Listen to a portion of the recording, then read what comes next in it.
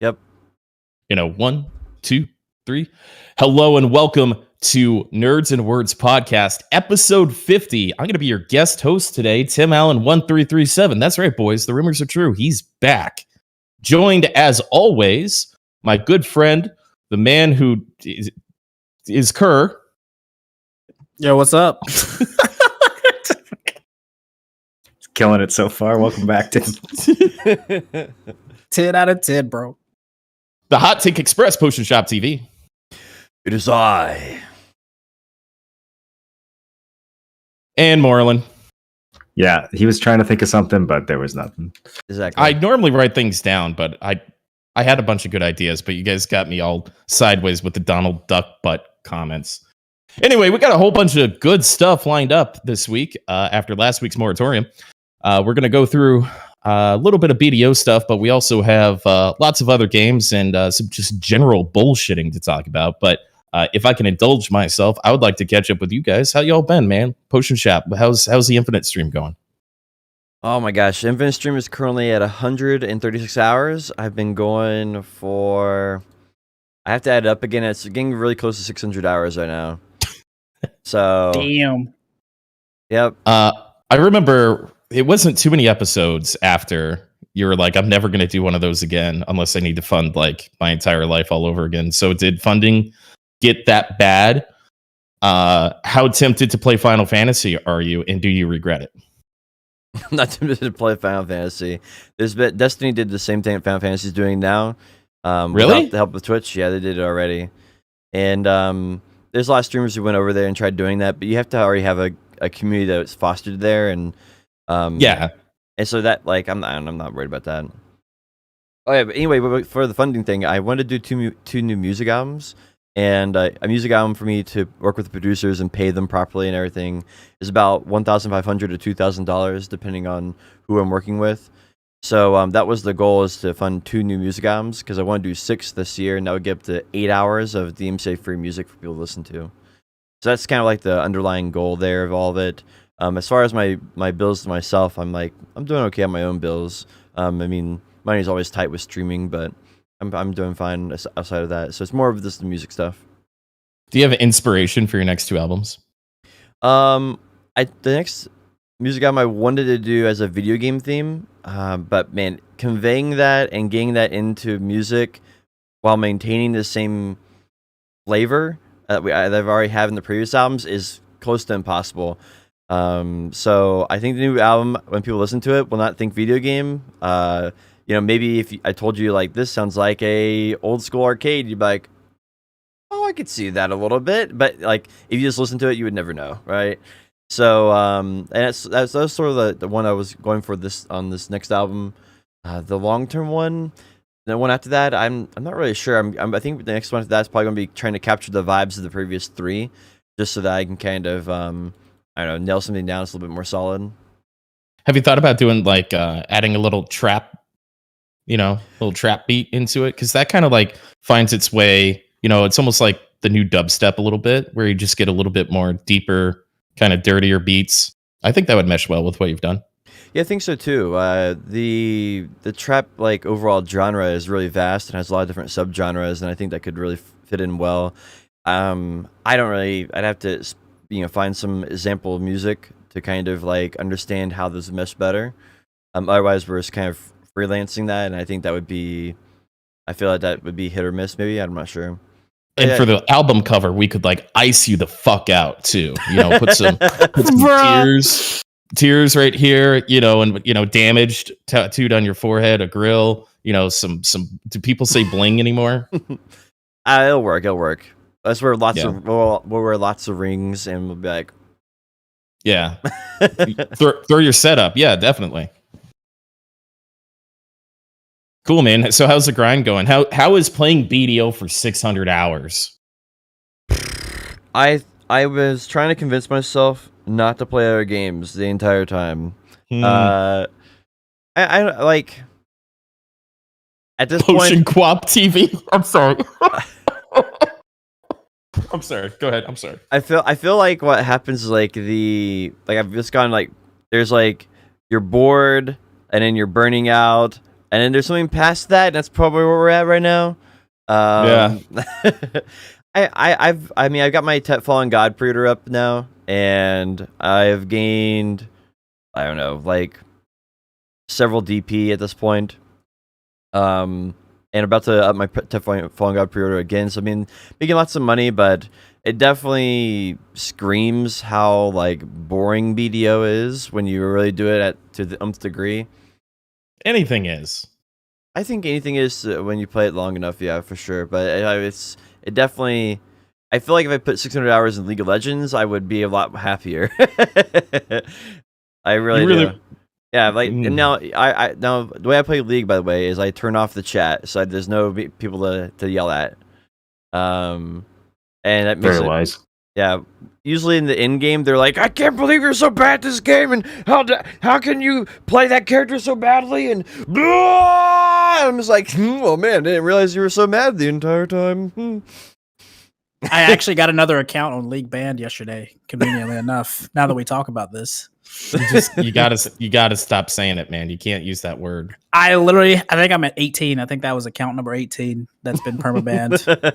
I'm fucking Take a beyond hint, saving, dude. Wait, you've had Take a hint. 18 league accounts 18 banned? accounts. 5 of them, the first 5 were in EU. I used to play on the EU server, and I'm like, yeah, that's it got me, dude. EU people are toxic as fuck. So I have so much more respect for you now that I know that. yeah, it's bad. But I think it's like a chain reaction because like League has this thing where whenever you make a new account, if like you can use the same account, like email over and over again. So I think it's just that they're seeing that I'm the same person using the same email over and over again. So as soon as I get banned or reported the first like 5 times on a new account, they're like, "Oh shit, yo, this guy, it's the same dude. You'll ban his ass." Other than that, I'm PMA, dude. I've been threading a needle in Heroes of the Storm lately. I'm not gonna lie. I feel that. I had another question for Potion. Oh, right. Have you been tempted to like just hang out in a battle arena and like actually dig into the PvP side of this game, especially with like the Heidel Ball stuff that was teased? Bro, I Won't have say broken announced. like 4 billion in crystals. You don't know how much PvP I've been doing. I'm at Bloody Yeah, but like real Monastery. PvP. I'm fighting Cho Nation. What more real does it get? I fought Berg like 3 times in a row the other days because he's always on my channel for some reason. Yeah, gosh. Yeah. Anyway, I am extremely tempted to sell all my accessories and buy accuracy accessories so I can fuck somebody up finally instead of just getting them down to 90% health and they stand back up every time. Buy an accuracy offhand, dude. Yeah, I probably should. It'd be way cheaper than mine. It'll change your life, honestly.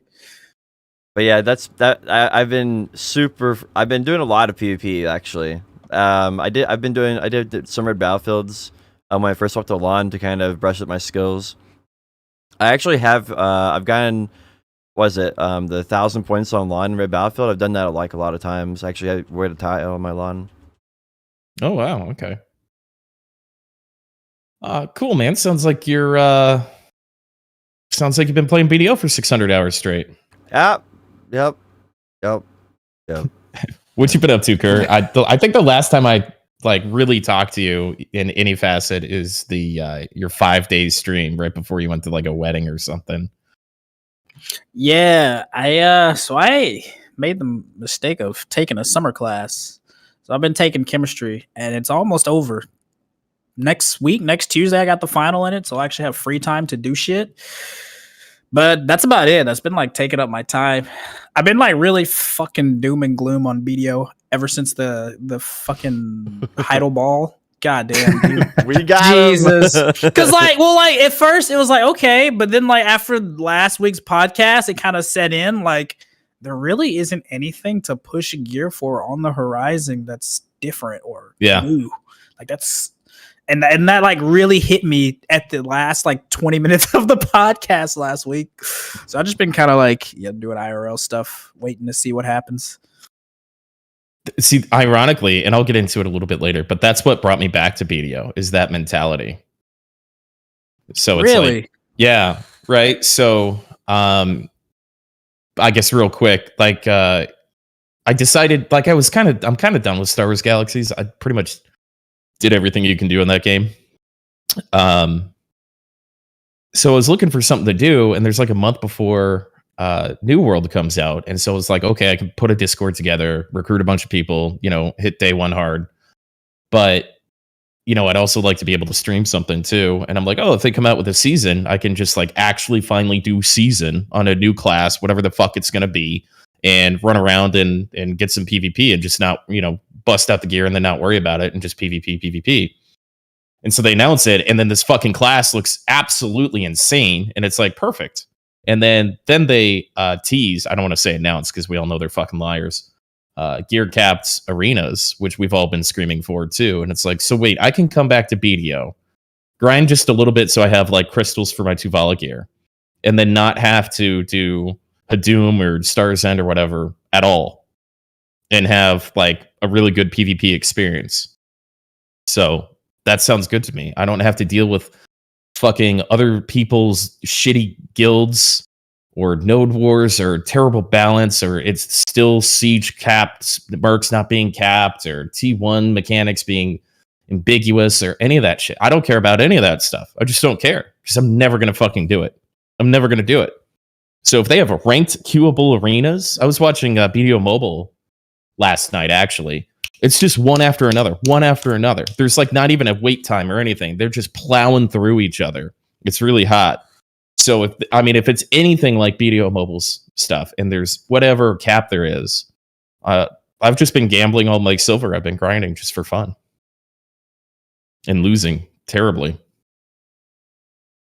BDO Mobile's ranked arena was great. I mean, that's one of the main reasons I've been so like annoyed at BDO for the last couple years, is because BDO Mobile had this ranked arena on day one that was pretty well implemented. I mean, the gear scaling of that game was out of control.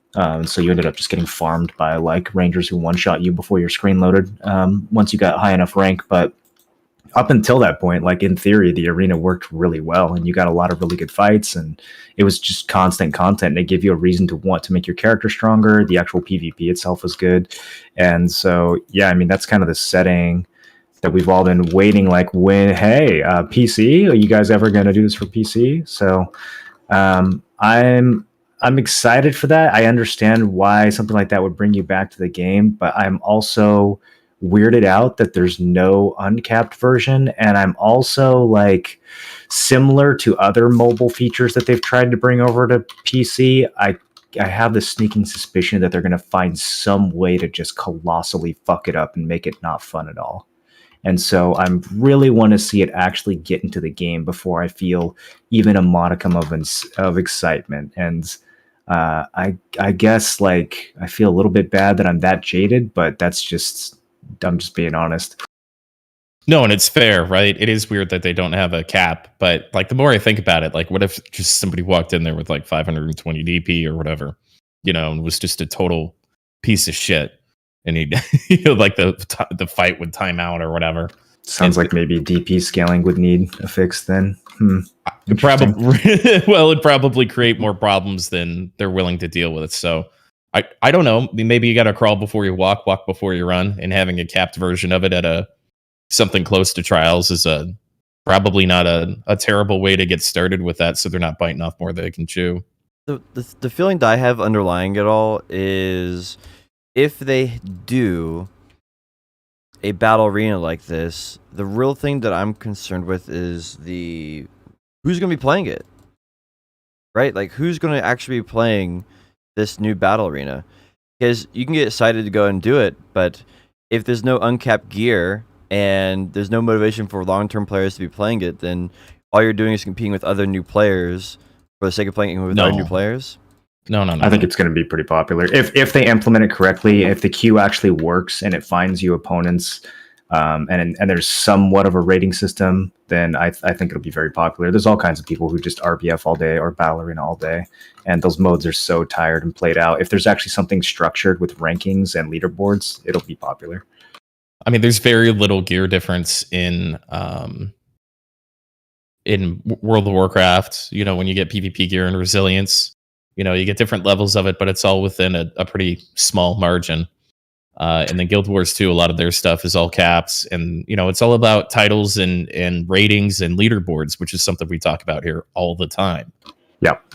So I think it'll be super popular as well. It's just the biggest thing for me is it's just always the caveat, right? Where it's like they tell you, yes, PvP finally getting ranked arenas and it's going to be capped. It's like, okay. But then they come out and say, and we're also thinking of releasing PvP only gear. So it's like, well, what's the point of capping it if you're going to implement PvP only gear in the first place, right? Like they kind of do a lot of weird caveats. Like they give you the good and then they say something at the end that undermines everything good that they said like before, and if that makes sense. Yeah, that's sort of why I'm thinking, because like if you're undermining that, then the motivation to play the game, because like mobile that works together synergizes, right? You basically go out, you get your gear, you go do a battle arena, you're like, I need more gear, you go out, you get more gear, and it's like a feedback loop. But I don't see that for BDO, and if there's no feedback loop, then ultimately you're losing, you're losing players. I disagree. I think there's lots of games where they have arenas that are not based purely on pure gear progression, kind of like what Tim was saying with WoW arenas. Like just getting better at the PvP itself is rewarding and fun, and if there's some notoriety that comes with that, then people will do it all day long, and that's exactly the kind of thing that PvP minded players want. I would say that actually the type of person who wants a ranked arena is the type of person who doesn't want to grind for 40 hours a week to keep up. They might want to grind here and there, but for the most part they want to be able to progress through PvP as such. Example, any Awakened Warrior that streams, they all have like 320 DP. Yeah, exactly. Every single one of them AP. Is like less than trial gear. Like they fucking hate grinding. They just want to fight all day long. So I think it'll be good. So I mean, that's what brought me back, is like this whole, I don't have to, like the rat race of gear is just so exhausting. And then I did a siege like 3 or 4 months ago or something. It was the most demoralizing thing I've ever done. I thought I had all this gear. I even had an AP stone. And I'm like, this game is so beyond unbalanced, I can't even see straight. So if their answer is just to cap gear, because if you think about it, T1 Node Wars is probably objectively the most fun version of PvP this game has, and it's predicated on capped gear roughly at that level. So if we just take that, put ratings and queuable, so you don't have to wait till 9 p.m. Eastern, you can do it whenever you want. I don't know, and I don't have to worry about how much money per hour I'm making, and I can just sit in the arena like Kerr's doing and work on my craft. Yeah, like I agree. I think it's going to be really popular. For me, it's just the whole like thing of, okay, well, I like it, but just give me something that like Potion was saying, give me something that gives me that feedback loop where I'm like, okay, you have the ranked and then you have the unranked, right? Like I think that was, and obviously they might do that in the future, right? There's nothing that says that they can't go back and add an unranked version, but I hope they do, because as it stands currently, with most content on the horizon, except for like the top end Calpheon Hadoom, it's like as long as you're 280 Nuver, you can do pretty much all content that they have coming out for us for future. So it's like, well, what is there to keep the motivation going, right? But I like that they're finally giving us the ranked arenas, right?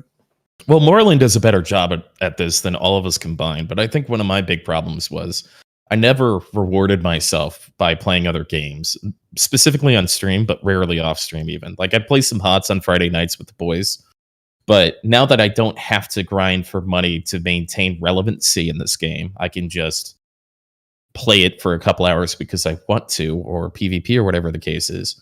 I've got this whole plan and arc for all these other games, and be able to start a guild in a different MMO and roll the dice on that, not really have to worry about what it does over here, because I've got the gear.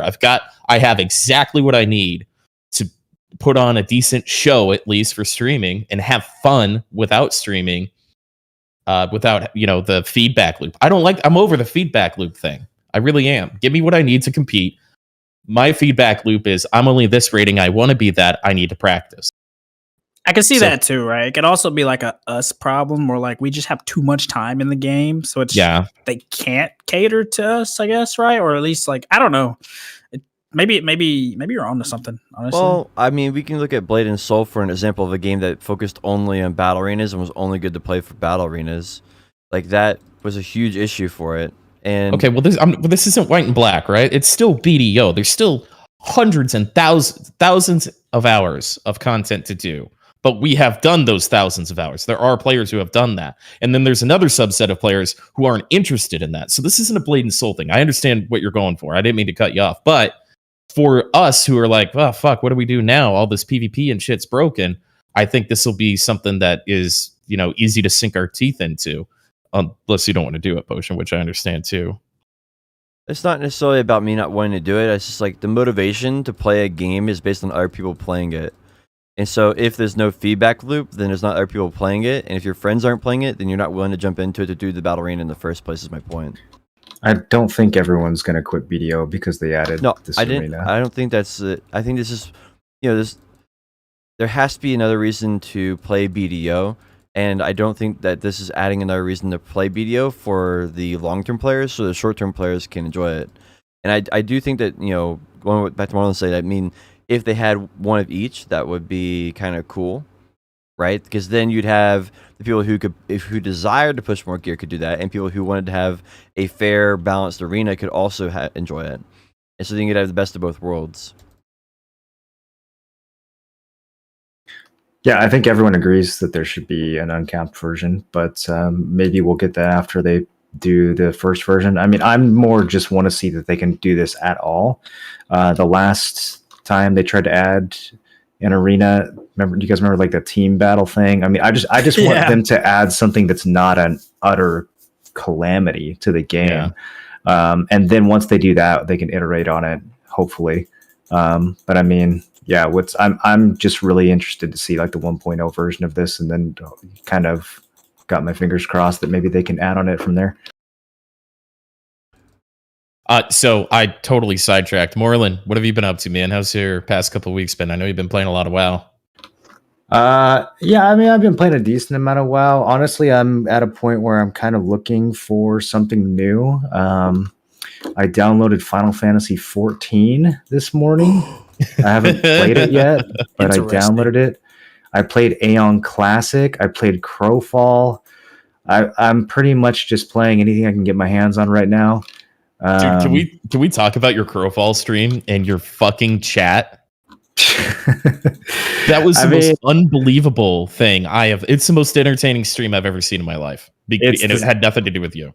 All those niche games are like that. There's always a subset of diehard fans that are hypersensitive to criticism because they know the game is flawed, but they can't admit it because it's the only hope they have left for the genre. And so anyone who says anything remotely negative, they just fucking melt down about it. So yeah, is it really as good as people say it is? Because like every time I'm like, man, what do I play? There's always like a swarm of people that are like, yo, try Final Fantasy. Is it really as good? We're talking about Crowfall, but okay. I have no idea if Final Fantasy 14 is good. The feedback that I generally hear is that the early leveling stages are very boring, but I hear that from people who are like retail WoW players or like PoE players, and so I feel like boring to them just means that like they don't have to fucking mash their keys 700 times a minute, and so they feel like the combat is, quote unquote slow. Like I'm not one of those people who needs like to have 900 APM for a game to be good. I play games like Dark Souls. The APM in that game is extremely low.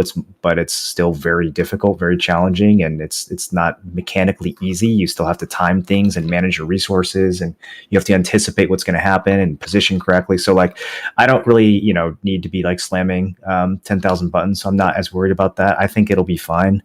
But I mean, the main thing that's drawing me to Final Fantasy 14 right now, I'm not thrilled about a lot of things about that game. I don't like that the PvP is kind of non-existent. I don't like that it has kind of that weird weeby art style to it. I'm hoping maybe it grows on me over time, but I'm not holding my breath. Honestly, there's lots of things there. There's lots of reasons I haven't tried the game up until now, right? And those things are still there. But the main reason I do want to try it is because all the people who are actual Final Fantasy 14 fans, like they got past the early phases and they like the game, they don't have this like seething rage towards the company that runs that game the way that every other MMO does. Like everyone who plays BDO is like constantly angry while they're playing BDO. Like they just see all the ways that the game is failing and all the potential that it's not living up to, and all the just absolute low-hanging fruit that if the devs would pull their head out of their ass for 5 seconds, they could just fix the whole fucking thing. And it's so infuriating. And like, you know, it's the same way like when you listen to, you know, retail WoW players talk about Blizzard or like any other of these big games, that players just fucking hate the game that they've been playing, right? And with Final Fantasy 14, I don't hear anyone say that. I hear people say, you know, the leveling is boring. You know, the first expansion is boring or whatever. Like, it doesn't get fun until further on. Like, okay, fine, that's a fair criticism, but I don't hear any Final Fantasy 14 players who've made it past the first part who are like, yo, fuck Square. They constantly ruin this game. Like, I don't hear any of that stuff, dude. It's always these like real mild criticisms about how like this little thing could be better or that little thing could be better. But they all seem like genuinely pretty happy with the game after all this time. And compared to these other devs, I just think it's a fucking miracle. Like, it's at least worth giving it a shot. I've been my first sub on Twitch was to Mr. Happy 1227. And so I hung out with him at TwitchCon last time in 19 or whatever and got to talk to him. And I keep up and check in with 14 pretty often. And he's a pretty good raider and gets through a lot of that content. He's super good at the game. He's like laser focused on chat and just absolutely destroying the game. But the patches and the updates and how major they are and how much more new content comes out that's meaningful and interesting to the community is plentiful. There's not these idle balls where all the streamers are, you know, they have State of the Realm as their podcast over there, and rarely do you hear them, you know, really complaining about Square. Or I don't think I've ever heard it, but I don't pay attention that closely. So, you know, when you made that comment that, you know, they really don't hate the game like BDO players do. You know, I played Final Fantasy 14 before it was a Realm Reborn. I used to be a big Final Fantasy fan, and I played in game and did some raids and stuff and got my +2 weapon or whatever back in the day. But it really is slow, even like for World of Warcraft standards. It really is slow. But if that doesn't bother you, if you can kind of push through that and get into a decent community, then, you know, it's nice. It's good. Is it slower than 1999 EverQuest? No, nothing compares to that. You know, it feels like I don't know. It felt like early level Terra or Aeon. It felt like Aeon is what it really felt like. I only played that. I didn't think Aeon's leveling was that bad. I mean, it was generic and WoW cloney, but I didn't feel like it was, you know, like super. This was years ago, right? So I played until the first expansion. I played 14 until the first expansion. So it could be a completely different game, but that's what's kept me away from it. Okay, so what was your take on Aeon? That's probably one of my least favorite games of all time, MMOs. I could see how it has a lot of potential. I think as a PvP game, it looks fun. If there was like an Aeon 2 that was released or something, I think I'd take it a lot more seriously. Aeon Classic, I just couldn't get into. You know, there wasn't really enough interest around it either, like from the stream or from like the community of people I've been playing with. If I had like 5 or 10 people who were playing it with me, I think I would have stuck with it for a while, and kind of because the leveling is, you know, pretty, like I said, it's very WoW cloney and very boring. But the PvP looks super fun for an old tab target game. I can see why people have nostalgia for it, but I just didn't really want to push through the first like 20 or 30 hours to get to the point where the game starts, you know, where the PvP starts to happen. So I kind of gave up on it. But I think if I had more people that were like doing it with me, I would have stuck with it. But with all these other games on the horizon in the next month or two, I just couldn't really find the motivation. So I kind of just played it for one day and got past the grueling 6-hour, you know, little tutorial area. And I was, you know, kind of like my same experience with Elian. After I spent a day leveling, I was just sort of already feeling burnt out and didn't really have the desire to continue playing it again. I did make my favorite character of any MMO of all time, though. His name is Chadgar, and he's 2 feet tall. His legs are extremely thin to the point where you can barely see them, but his arms and his chest are like massive Schwarzenegger, just like barrels. And I was really enjoying looking at him and watching his animations as he ran throughout the world. I think that was the best part of the game. But yeah, I just couldn't really find the motivation to stick with it. There's just too much other stuff to try right now. I was surprised to see you play that. It was one of those games for me when I first tried it that I didn't really feel any direction. It like I was kind of just going through the motions, doing the quest like in a traditional, like theme park MMO, sort of, yeah, like you said, the WoW cloney. But I don't know, that doesn't really resonate with me very well nowadays. So I definitely don't feel like I'd go back and try it, because I saw in a couple Discord people were like, "Yo, is anyone going to try the Aeon Classic?" And I'm like, probably not. What's different about the Aeon Classic than the original? Is there anything? They have a pretty sick battle pass that people have been exploiting to get essentially infinite gold. I don't think that was around in the original release. Other than that, I think the game's mostly the same. Sounds very similar to Arcade Unchained. Yeah, basically you can pay real money to activate this battle pass on your alt accounts and then like trade all the wealth to your main or something. You can basically just spend cash and print gold. And like the game was supposed to, Aeon Classic was supposed to not have any pay to win, so that was a bit of a sore spot and kind of one of the other things that killed my motivation to take the game seriously. You guys looking forward to New World? Yes. Yeah, dude, I really am. Are you? I from all of our conversations we've ever had about it, Moreland, I was unsure where you currently sat with this whole thing, especially starting a guild. It seems like we've got a really fucking great crew of people though in that Discord.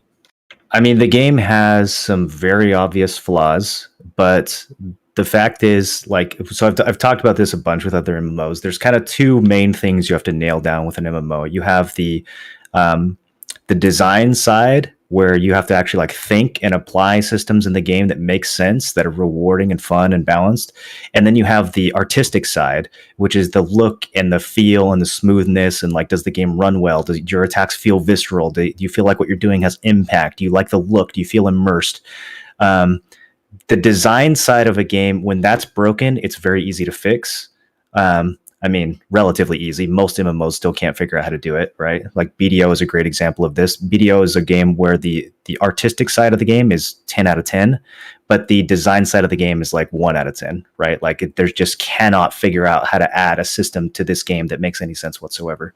But I feel like New World is kind of the same way. New World, the artistic side of the game is very good. It feels excellent. I love like just throwing an axe at someone and knocking them down. It feels good. The game is clearly missing content. It's clearly missing like proper reward structures for PvP. But I also see them working on those things since the preview. I see them adding new PvP modes and new rewards and like open world forts and stuff. I haven't experienced enough of that to see if it's really going to play out in the long run. But it's at least enough to where I'm sure the first month of the game is going to be a blast, and then we might run out of things to do after that and whatever. But there's no doubt in my mind that the first month of the game is going to be great. Yeah, you're going to go. That's hard honestly what the... I want the most, though, just to get in on that the first initial month of just see what it goes after there. Because I'm so starved, dude, on like stuff to do, like stuff to play. Are you guys going to go hard on the closed beta since there's no NDA on that? Yeah, for sure. Yeah, what the fuck am I gonna do, bro? I mean, unless Final Fantasy 14 turns out to just be like, unless I'm having so much fun with Final Fantasy that I just can't pull myself away from it, then yeah, of course I'm gonna be playing. Okay, so let's. Yeah, I'm sorry. Go ahead, Bob. Yeah, I think the beta is actually going to be bigger than the actual release. To be honest with you, because everybody's going to get all their Steam out on the beta and stream it, content, everything, and then I feel like the live release will just be like more of the hardcore people who like want to rinse repeat. So there is a chance of that. Yeah, I mean that's kind of what happened with Albion. Like the first and second beta for Albion was the best era of the game, and then the launch actually kind of sucked, and everyone quit after a month. But then over time they made it good again, and people came back. I think New World long term will be really strong. Like, if you look at their expeditions right now, GameSpot had like a playthrough of one, and there's like one of the level 25 ones, like super low. and it like the audio's messed up, the attacks look weird, but the core feeling there, you're like, oh, that looks like something I might do, even though there's all these problems. And I feel like that is something that I just don't get very often in an MMO nowadays, where I'm like, that's something I want to do, right? And I want to pursue that. Like, and if I like watch something on Twitch nowadays and I see someone cooking, or like I see someone run through a raid or something, I don't normally feel like that. And New World's that game is a game like when I watch something in it, even though it looks boring as shit, like as far as like the mechanics and everything, like it looks like it's a genuinely fun thing to do with friends, and that's what I think I'm really looking forward to in New World. And I kind of agree with more than the whole thing where the problems that New World have are problems that can be solved, and time will tell if they solve those problems or not, but for sure it's going to be like between the crafting and the immersion of the game, it's going to be a really, really good first month experience. Between what's public, and the little snippets that we've seen, not speaking to any of the alpha gameplay I've done, that I think the game just needs sanding overall. It's just a little rough around the edges. That makes sense. And hopefully they have enough time. But they make you pre-order for the closed beta, and I think a lot of people feel really burned on pre-ordering right now.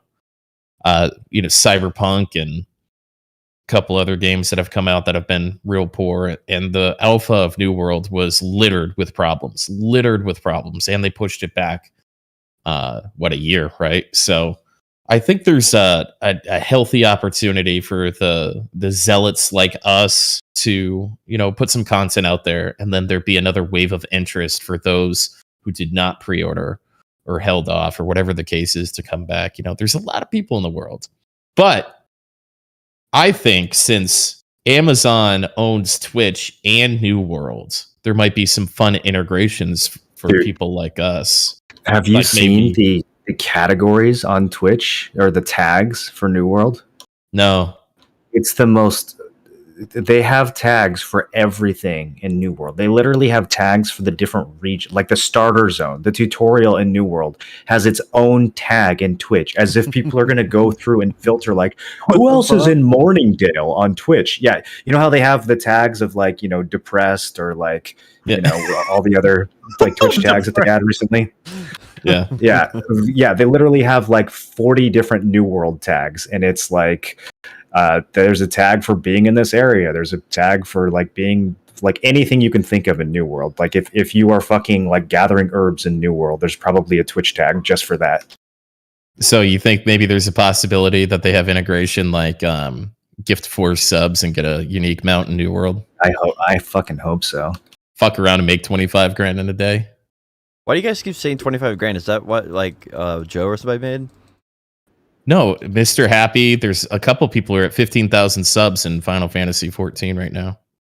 Oh, well, I mean, also Final Fantasy, like, like all the WoW players quit and they went over there. So, that's kind of my point from earlier, though. Like all players from all AAA games right now, I feel like are quitting and going to Final Fantasy, because Final Fantasy is the only game where the players don't hate their game.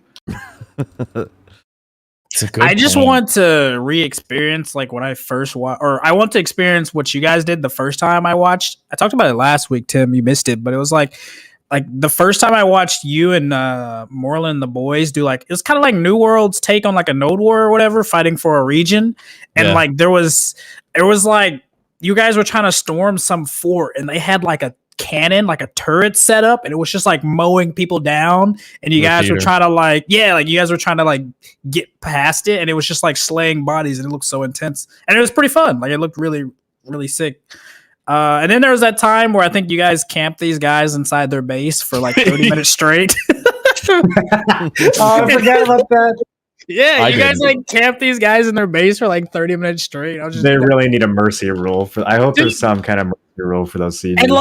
At I one don't. point, there was people inside the base trying to hide under stuff, like crouched down in corners. We were finding them. Yeah. It just looked so fun. So like that's the main reason I just want to try. Like even if the initial run only lasts for like a month, it's still looks like something it's gonna different. be good. Yeah, Yeah, it's gonna be good. I don't know if it has these, like, the devs are really gonna have to listen and add new content and like make long-term PvP objectives in order to keep the game alive. But even in the short, like, there's enough short-term shit to keep you entertained for a month for sure.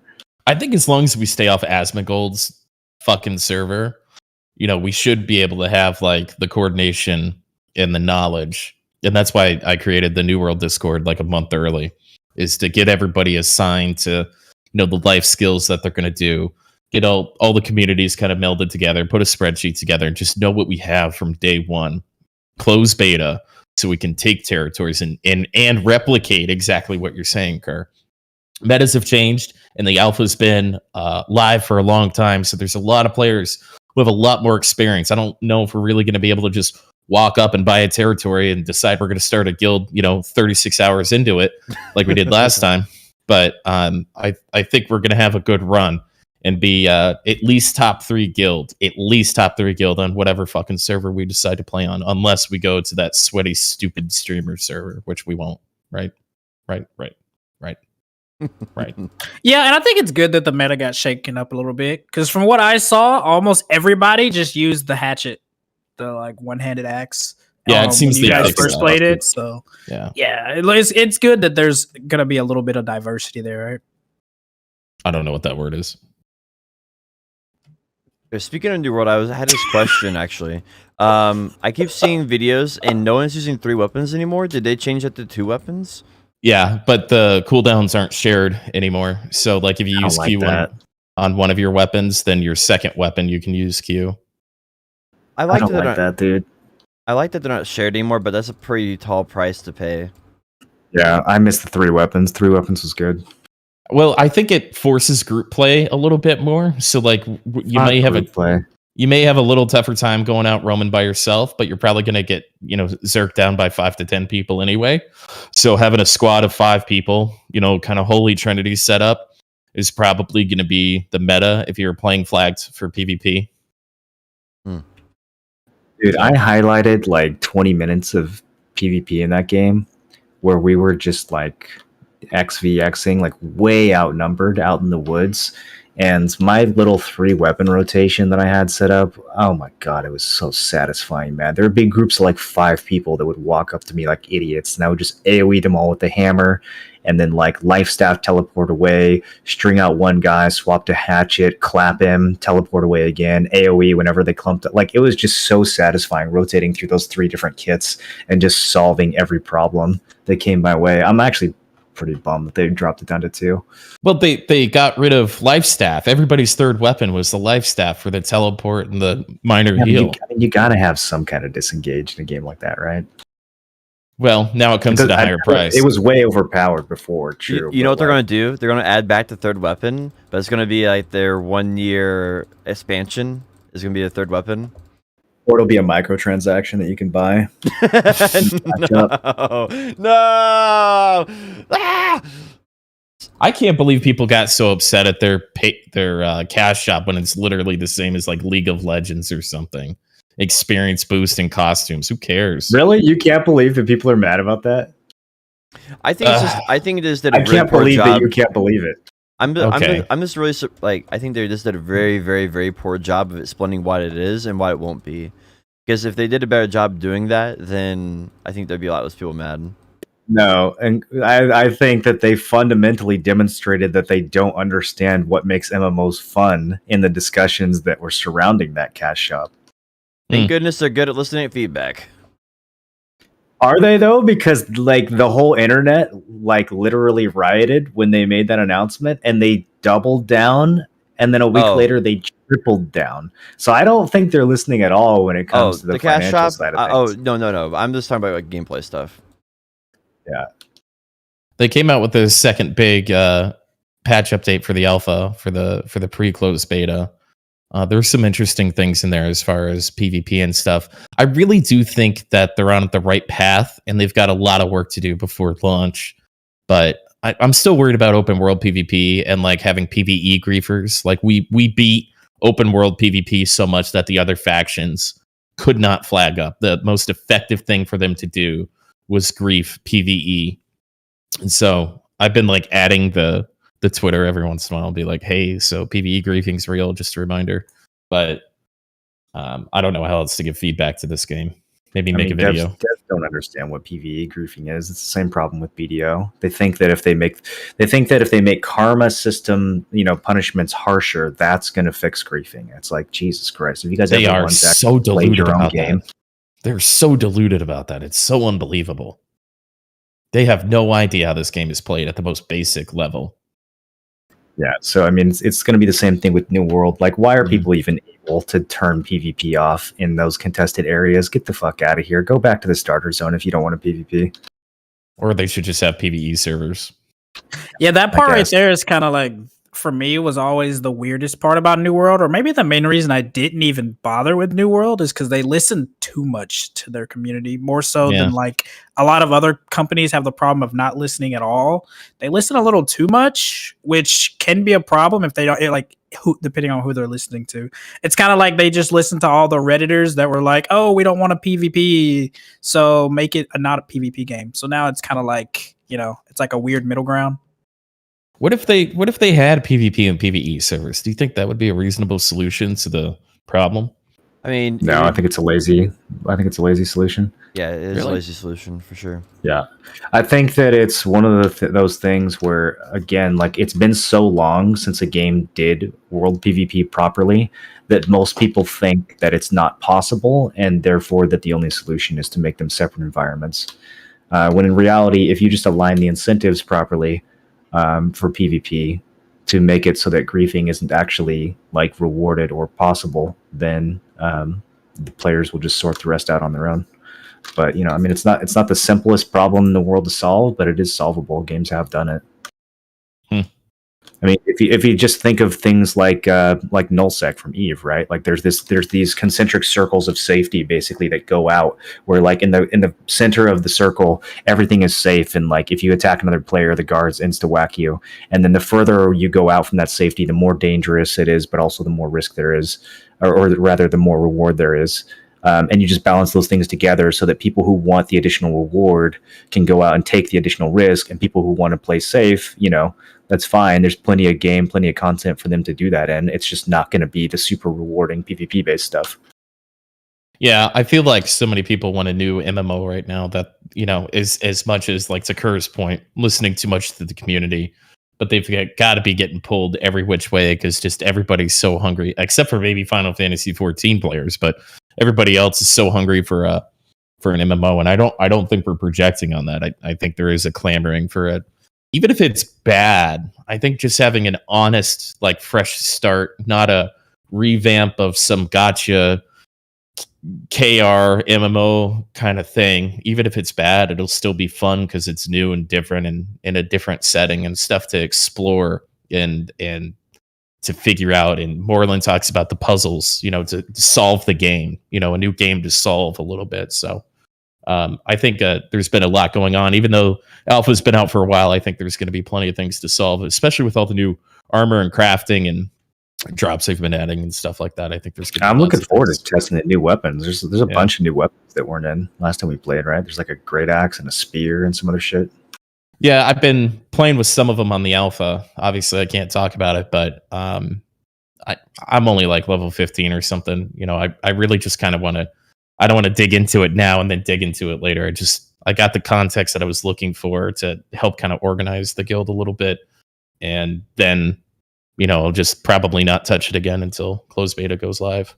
I'm probably going to stay up. I'm going to stay up for like 2 days straight or something playing that. Oh, yeah, for sure. I'm going to be hospitalized. Yeah, good. I'm glad to hear that. All right. So yeah, we got a bunch of streamers. I think a couple people considering it. A lot of the homies in there. I think we've got just under 50 people signed up so far. We can have 100 people in a company, which was a great addition. I wasn't expecting that. So we've got some open slots. So everybody who can hear my voice, if you're interested in playing New World with us and you have a fuckload of time, a literal fuckload of time to play with us and be one of the best on the server, make sure you reach out to really me would be the best thing to do, but you can reach out to the streamer you're welcome to if you want. and you'll be directed to me, or get an invite to the Discord. I gotta Okay, say, I'm super So, excited yeah. for New World. I really, really can't say how excited I'm for it. yeah. What's are you looking to craft? Are you gonna get after it and get into some PvP, or a little bit of both? I want to. I don't know. Need to find a crew for day one. Maybe you guys. But I really. You're just already wanna- in there. You already signed up. Oh no, I'm He's considering it. I'm saying like a 5-man party or whatever, like a leveling group. Oh, okay. We'll We'll have plenty. Yeah, I'm what's it called? I would like to get to in-game first, like get the level first, and then go back and then go and double down on like the crafting side. And that, the crafting side be more my in-game rather than go in and like focus on PvP. So that's kind of like how I want to prioritize the game, is kind of get in-game first and then do crafting second, and I'll have plenty of time for crafting, I'm sure. Kerr says he's just going to gather materials for us. Yeah? Yeah, we'll I get just some gather yeah, bots. I just want to like fucking PvP with the boys and then like kill time gathering mats and shit. I don't want to be one of the people that's like funneled stuff, because then that's more responsibility. I just want to like gather, do some PvP, and kind of just chill, shoot the shit. Sounds good. We'll find a spot for you, I think. I think you'll find that the progression isn't that hard. Like it was kind of crunched during the preview because we only had a week to play. But realistically, on launch, there's going to be plenty of time for you to get all the good gear. Like, you can get crafted gear funneled to you just like everyone else in the guild. It's not going to be that super sweaty. Yeah, it also seemed that like most of the good gear comes from actually like more so like actually doing the content more so than crafting anyway. So a little bit of both. Yeah. So it was like, okay, not a big deal. There's a good mix there. And when we all sleep, we can hire Hunter Juju's little brother to gather for us. Damn, dude. What a savage. Yo, that could have been anyone whose name starts with an H and a U and has that many letters in it. Okay, we don't know for sure that it was Hunter Juju. That's true. She did happen to get banned, though, I saw, for using a VPN from Australia. So that's unfortunate. Yo, any Yeah, they don't allow Australian people? Australians name. Any Australians listening that can That's where confirm that you're unbanned? That's where Sasha went. We were wondering where Sasha went. He got banned for playing in Got Australia. banned for, yeah, that's true. They don't let you play. No video games from the prison island, man. Not allowed. Corbs quit too. Rip Corbs. Yeah. It's all making sense. I mean, now. are they wrong to ban everyone from Australia? Like, is that a bad thing? Okay, Potion Shop, calm down. Yeah, what? Questions. Yikes. Yo, Potion, is Junior still unbanned in your chat? Because Oh my Juju God. is his queen. So if he's not banned, you should ban him. That's another week. Is he actually a Juju simp? That's another week. Oh no. Free Junior. He'll show his head. I'll get him Another- banned again. I gave Potion Shop to $10 to ban Junior for a day, and Junior comes in the next day and goes, "Bro, why'd you pay Potion to ban me for a week?" Well, he was already banned for a week from the podcast. He got mentioned in the podcast, so that's what it was. Well, I mean, you see Kerr's name in this Discord, right? Hashtag free Junior, dude. It's a funny meme at this point. Perpetually enjoy being mentioned. That's good, because if he didn't, we wouldn't stop. I mean, yeah. Do we want to talk about that at all, or I personally, I'm actually Sure. surprised. I'm surprised they banned her, because so many times in the past, people have just Yeah. kind of gotten away with it. like I've got such a burning disdain for anybody. Like, I didn't have anything against her or whatever. She was fine. Her and I used to host each other back and forth. Like, I'd wake up, stream for 12 hours, and when I went to bed, she was just starting hers, and vice versa. So we had a whatever that is. But she could get right fucked into the dirt of the ground for fucking piloting. I give a hot flying fuck about these people. Like, as soon as you cross that line, you're just completely dead to me. And one of the worst parts and people that this game has to offer, and something we all have to fucking suffer. And so she is on the biggest shit list I could possibly have, right? I don't know. I don't really feel that strongly about it, to be honest. Like, I kind of understand why people cheat in this game. There's a lot of reasons to not respect your progress in this game, especially with the cash shop the way it is. The thing that really bothers me is the like deceit and the hypocrisy. Like all these fucking snake streamers who talk about piloting when you know they're doing that shit, or they're in a guild that openly supports it and like has a fucking group discount for it. That's the thing that drives me crazy. It's like, okay, like if you're gonna cheat or if you're gonna condone cheating, like at least don't act all fucking sanctimonious and gaslight your own community about how righteous you are on the subject. Like, get the fuck out of here. Well, I mean, that's why it's so funny, like seeing these screenshots of Juju in Discord talking about like, oh yeah, I got banned for using a VPN or whatever. And it's like, okay, dude, just own it. Just do what Hands did and be like, hey, yeah, so I cheated and I got banned, and that's my punishment, and now I'm starting over. Like just own it. Like, and then people honestly probably won't care that much if you're just honest about it. Like, I don't care that Hands got banned. Like, the way he handled that, I think is a very professional way of handling that. It's like, yep. Agreed. And like, I did it, messed up. Like, here I am. I'm going to be slaughtering some kids in PvP, you know? What a participation trophy. I mean, how long did he do that for? And what was really the benefit to it? Yeah, his gear was always kind of shit, but he may have not grinded for any of his gear. Just because he goes, well, I lost pen and just tried to regrind some tets back up and stuff like that. That's such bullshit. You know, people who have character would be somebody who like, hey, we're starting to permaban for RMTing. You know what, guys? I'm just going to let you know that I did use piloting services. I'm wrong for it. I'm going to put myself out there for whatever punishment they deem necessary, but I'm never going to do it again. That's character. These people that get caught and make excuses, try to spin the story, or just say my little brother did it, or I got banned from being in a different country. They're all the same kind of fucking morally debased, awful people, and I don't care for any of that. I really don't. I don't see any difference between Hunter Juju and Hands, because you don't know. I think it's pretty extreme. I don't think someone's a bad person because they cheated at BDO. I think they're a bad BDO player. I think that, I think they're a bad influence on the game and the community, but I don't think they're a bad person in real life. I don't really care. It's not personal. I made it too personal. But so when you catch somebody stealing out of your cash register, you fire them because it's not the first time they've done it. It's the first time you caught them. So all these people just cheat. So whatever they have to say after the punishment for cheating is levied on them is completely fucking irrelevant. Granted, what Hands did is marginally better than the bullshit that Juju's spewing. It's cringe, understood.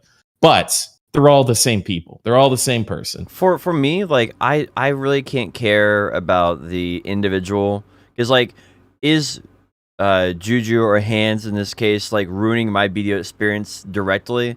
Like, maybe if I PvP'd in the open world one time, but basically no.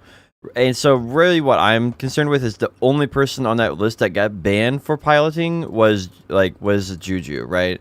Or speculative Juju, right? Like, so that's the big thing that I'm really concerned with here. She's the only one doing it, by the way. Yeah, only one that got banned. I've been at Buddy Monastery for 600 hours, basically, and I can tell you there's a lot more than just one. Yeah. I think that's kind of the biggest thing that we learned from all this is that there has to literally be like widespread viral video evidence of you cheating in order for Pearl Abyss to properly investigate.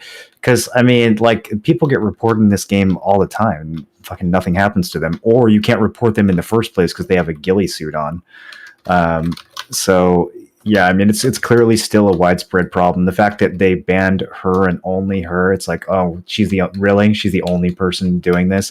I get spammed for offers for piloting service in the main BDO Discord like 5 times a week. There's just one person doing it? Okay, guys.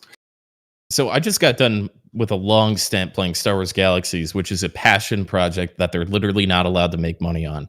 And I moved when I started playing to like when I went hardcore, and I got a message within 24 hours from the game asking if it was me or else they were going to permanently ban because the IP changed.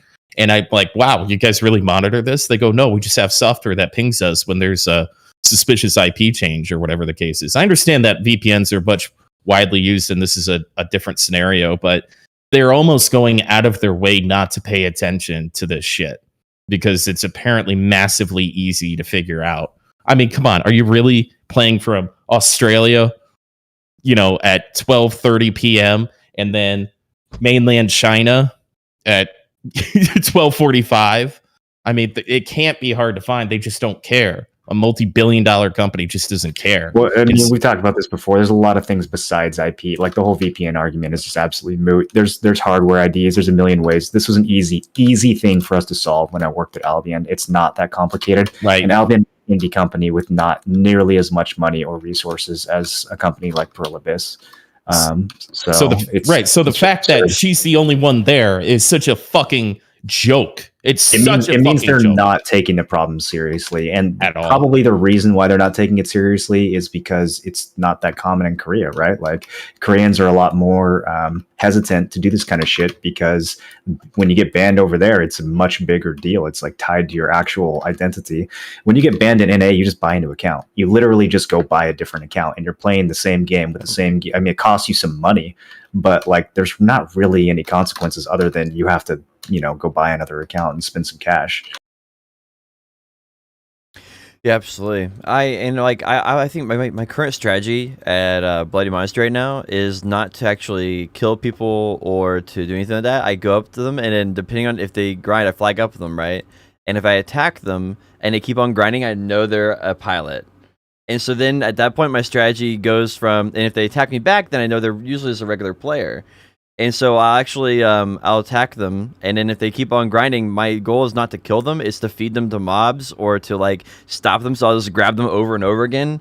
I'll grab them, run away, grab them, run away, grab them, run away, so I'm just wasting their time, grab them, CC them down, and, like, the entire time just wasting their time, and, like, literally 15 minutes, they're gone. They're 100% out of there, because they have to make trash quotas. That's like one of the things that they promise to a lot of their people. Bro, they're just trying to feed their family. That's kind of didn't you just say that you lost a Cho Nation pilot in the beginning of the podcast? Well, the first one definitely was the real guy. The second one, maybe not. I don't know. The first one was definitely real because he knew who I was. The second guy did not know who I was. So, like, little suspicious. I was like, "Oh, hey, it's you," and he's like, yes, sir. Grinding here. This is my spot." And I'm like, "Well, yeah." If you said yesterday, you knew who I was. Like, but you lost to him too, right? I lost to both of them, bro. I mean, I'm terrible. At least he's honest. Yeah, Berg 1 and Berg 2 are very different.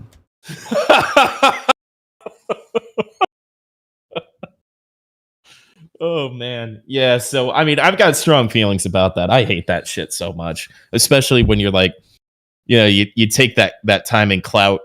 She was known for her grinding, which is even more egregious, right? And a BDO partner, and trying to take in all this shit. That's just it's the same way with Evenson, right? Like, are you guys starting to notice a pattern with all these streamers who are quote known for their grinding and have really crazy gear? Like, I'm starting to notice a bit of a trend. So if you calling Evenson a streamer number one is fucking the most polite thing you've probably ever done. But my stream title's been "I'm not 700 gear scores, so I didn't cheat." Because it's fucking true, man. You got a 700 gear score, you almost certainly cheated. Dude, you got a point. For me, like, I feel like if my standard is if someone has more gear than me, then it's suspicious. Because I grind the shit out of this game, bro. Like, I literally play this game nonstop. Like, and like I feel like if you grind any more than I do, you have to go to a mental asylum or something. Like, you have something, like, it's a problem. Like, for sure. Well, I mean, you just have to one tap everything like choice. You know what crazy thing though? You don't have to play that much.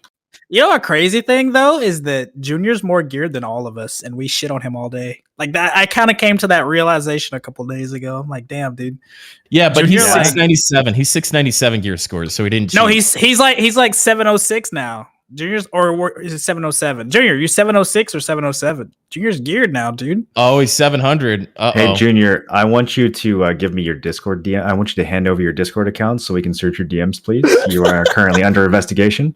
Yep. Junior, what service you using? He's 712. Oh, 712. Yikes. Not good, dude. At least he's smart enough not to stream.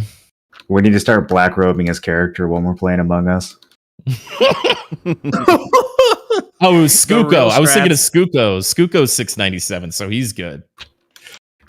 He doesn't Skuko grinds for like 9,000 stars in trash an hour, so he's like playing a different fucking game. He also takes his Vels off just so he's not 700 and is above suspicion or below it as it may be. I think we should, in the Denzel Washington training day reference, we should put a case on all these 700 gear score motherfuckers. You know what I mean? Just check it out. See if it's No, legit. I don't. You've never seen Training Day? I have not. Should I? I don't know what it is either. Tim is judging you, dude. Kerr, you've seen Training Day. Yeah, I saw the one where he takes over a hospital. Oh, John Q? Yeah. Oh, that's a good one too, though. I saw the one where he was a pilot, speaking of piloting, and he flipped a plane upside down and he was super drunk. Yeah, that's my man. My man. Yo, the crazy thing is that like that's such a cool ass like nickname though, piloting. Like why do we call it something so cool? We gotta find something because we're trying not to be racist. Yeah, but we can't stop Potion Shop from saying Pinoing. So wow, at least we have that. He said it like 10 times in the last podcast. I'm streaming here, Bro, I never would say that. You literally uploaded it to your own. What the fuck is the lotion shop thing that you're doing? There was a guy. I thought you were joking. I almost got in a car accident looking at your shitty videos. Yeah, so, there was a guy that came to my chat and he named himself Lotion Shop and he was trying to make it as like an insult for my stream, right? He was like, "Oh, Potion Shop more like Lotion Shop. You're so feminine, blah, blah, blah." It's a sick burn, honestly. Yeah, and so anyway, it turned in kind of like a joke. And like he was like watching Moreland stream. He's like, hey, Potion Shop, your brother's here. And and I was like, oh, hey, what's up, brother? And anyway, it like came into like a meme, and everybody kind of learned what it was in my stream. And so I asked my chat, like, what should I call my new YouTube channel for my low quality BDO content? And they're like, oh, you got to call it Lotion Shop. You got to call it Lotion Shop. And I was like, no. So, why are you making low quality YouTube BDO content? Well, there's a lot of information I want to get out there, and I don't have time to devote to like a good. My main YouTube channel is supposed to be like high quality content, and I don't have time to like make that content right now. I'm just like I'm doing an infinite stream, like, and on top of that, I'm doing music when I'm off of it. Like it's just I got too many things going on. So in order to like make high quality make more content, I just decided to make a low quality YouTube channel. Just like the entire goal, I just pump out information on it. How low quality are we talking here? It's you just bad. Be down for like 30 seconds and like do a bar about like the best place to grind with 200 AP and then end the video. I think of a topic, and then I think of like how I want to structure the conversation around it, and then I sit down and talk to like I'm talking to like my Twitch chat, right? And so then I generally like sometimes I get a few assets ready, like I'll pull up my map or get characters pre-positioned to change them so I can talk about different grind spots or something. But I mean, it's generally just something that you can sit down and record in one setting. And I mean, they pull the viewers just like they don't pull a whole lot of viewers because it's low quality content. But I mean, that's kind of what I wanted to do is just have a place for people to go there. And like now, if I'm not online, like you can go there and I have a basic update for like nodes, a basic update for like what skill add-ons you should choose, and I teach you how to do that. What kind of crystals you want to do, what kind of crystal builds there are in BDO. The difference in like it's just like little simple videos that are like 3 to 15 minutes depending on the topic. So The I don't Musa know. one's my favorite. I did I think like 17 of them. I did like 17 of them before my Infinite stream, and I was planning on doing one per day, but I didn't quite get enough of them made, so now we're out. A lot of them don't have thumbnails right now because I didn't get them done before. So like I think like almost like 15 of my videos don't even have thumbnails. That's sick. Yeah. Hold up, Yeah. wait. Back on that previous conversation. So like on the whole do you think we should have a name and shame board? Like on the website, how they star out Absolutely, Yes! bro. other names? Because like Absolutely. apparently on other servers they show the person's like the person's entire name. They don't like star it No, out. they don't. I think the only region that might do that is South America. Someone in chat says they play on the Japan server. They were asking why does it star it out on NA when on Japan? I don't know. Maybe they show Japan the has name? no privacy laws. The reason they star it out is because of EU, bro. EU, your literal fake video game name is covered under EU privacy laws. It's fucking ridiculous. Yeah, I mean, I think like the NA they could reveal because they used to reveal NA stuff, but they can't do it for EU. So I feel like they should definitely reveal the NA names because those are allowed. There's no EU privacy laws for NA, so I feel like they should do that. Yeah, they're not going to have a different policy from one to the other. Dude, I want name and shame. One big thing. Unless it's not tied to your real ID, I think it's fine. We could as players have like a system that scrapes player names and cross references them to the potential people that are banned, and then checks to see when those people were logged, if they've logged in or not after a ban wave, and figure out pretty easily who they are. But Yes, I think from a legal stance, Pearl Abyss has to give themselves some cover.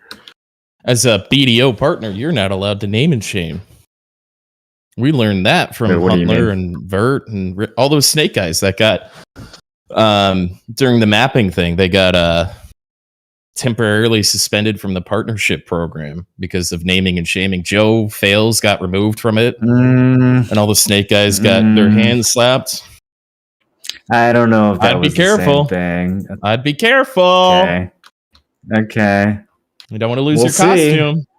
They can go ahead and do that. Yeah, and then, speaking of costume, I'll throw another tantrum. I sent in a ticket I to support you, Pearl man. Abyss saying, "Hey, can I get a costume to show off to my chat for Corsair?" And they haven't responded yet. What is this?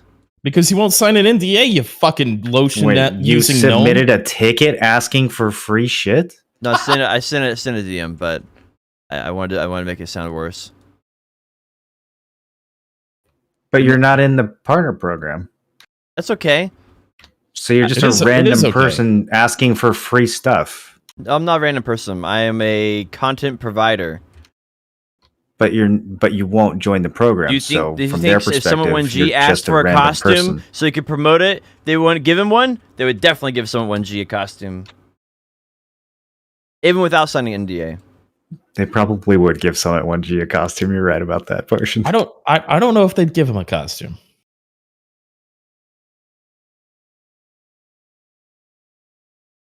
Yeah, I You don't know. got a Maybe they will point. give us one. Who knows, dude? Chat slowly understanding the irony of that. God, where the do we fuck actually want to go go from there? over this week's BDO patch? We Remember haven't when talked we used about to do any of that? it, I don't think. What did you Well- guys hit with your hammers? They gave us J Hammer this week. I'm in the. I just went and got a Black Star Cabilius. I now need to upgrade it to Tet. I have 6 massive pure magic. I think that should be enough. And then I'm gonna J hammer that shit to pin. I J-hammered my main hand Black Star to no avail. I actually Yeah. gambled my this week in BDO.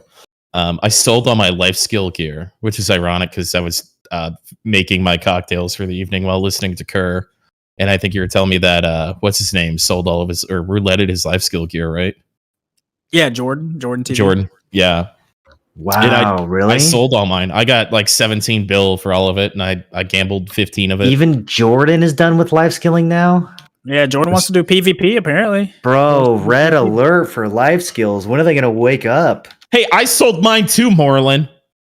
Yeah, but you were never like a heavy, like, Jordan was balls out in the life skills. That guy has like 10 icons. Guru 40 cooking. I'm Guru 42 cooking, and I have cooked in a year.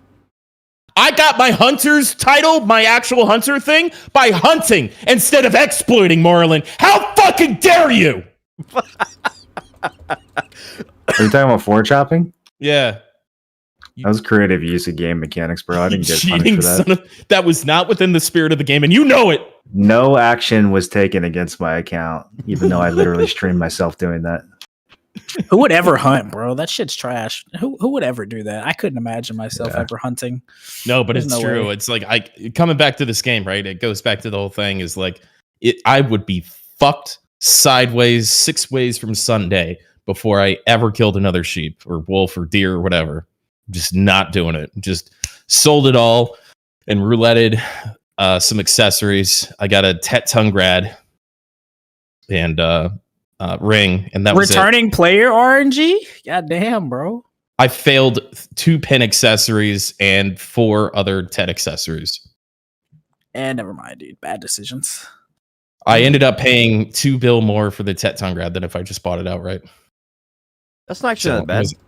It was fine. You got It that was fun. dopamine hit though, right? Not really. It was the free 150 stack they gave us, so it was kind of a waste.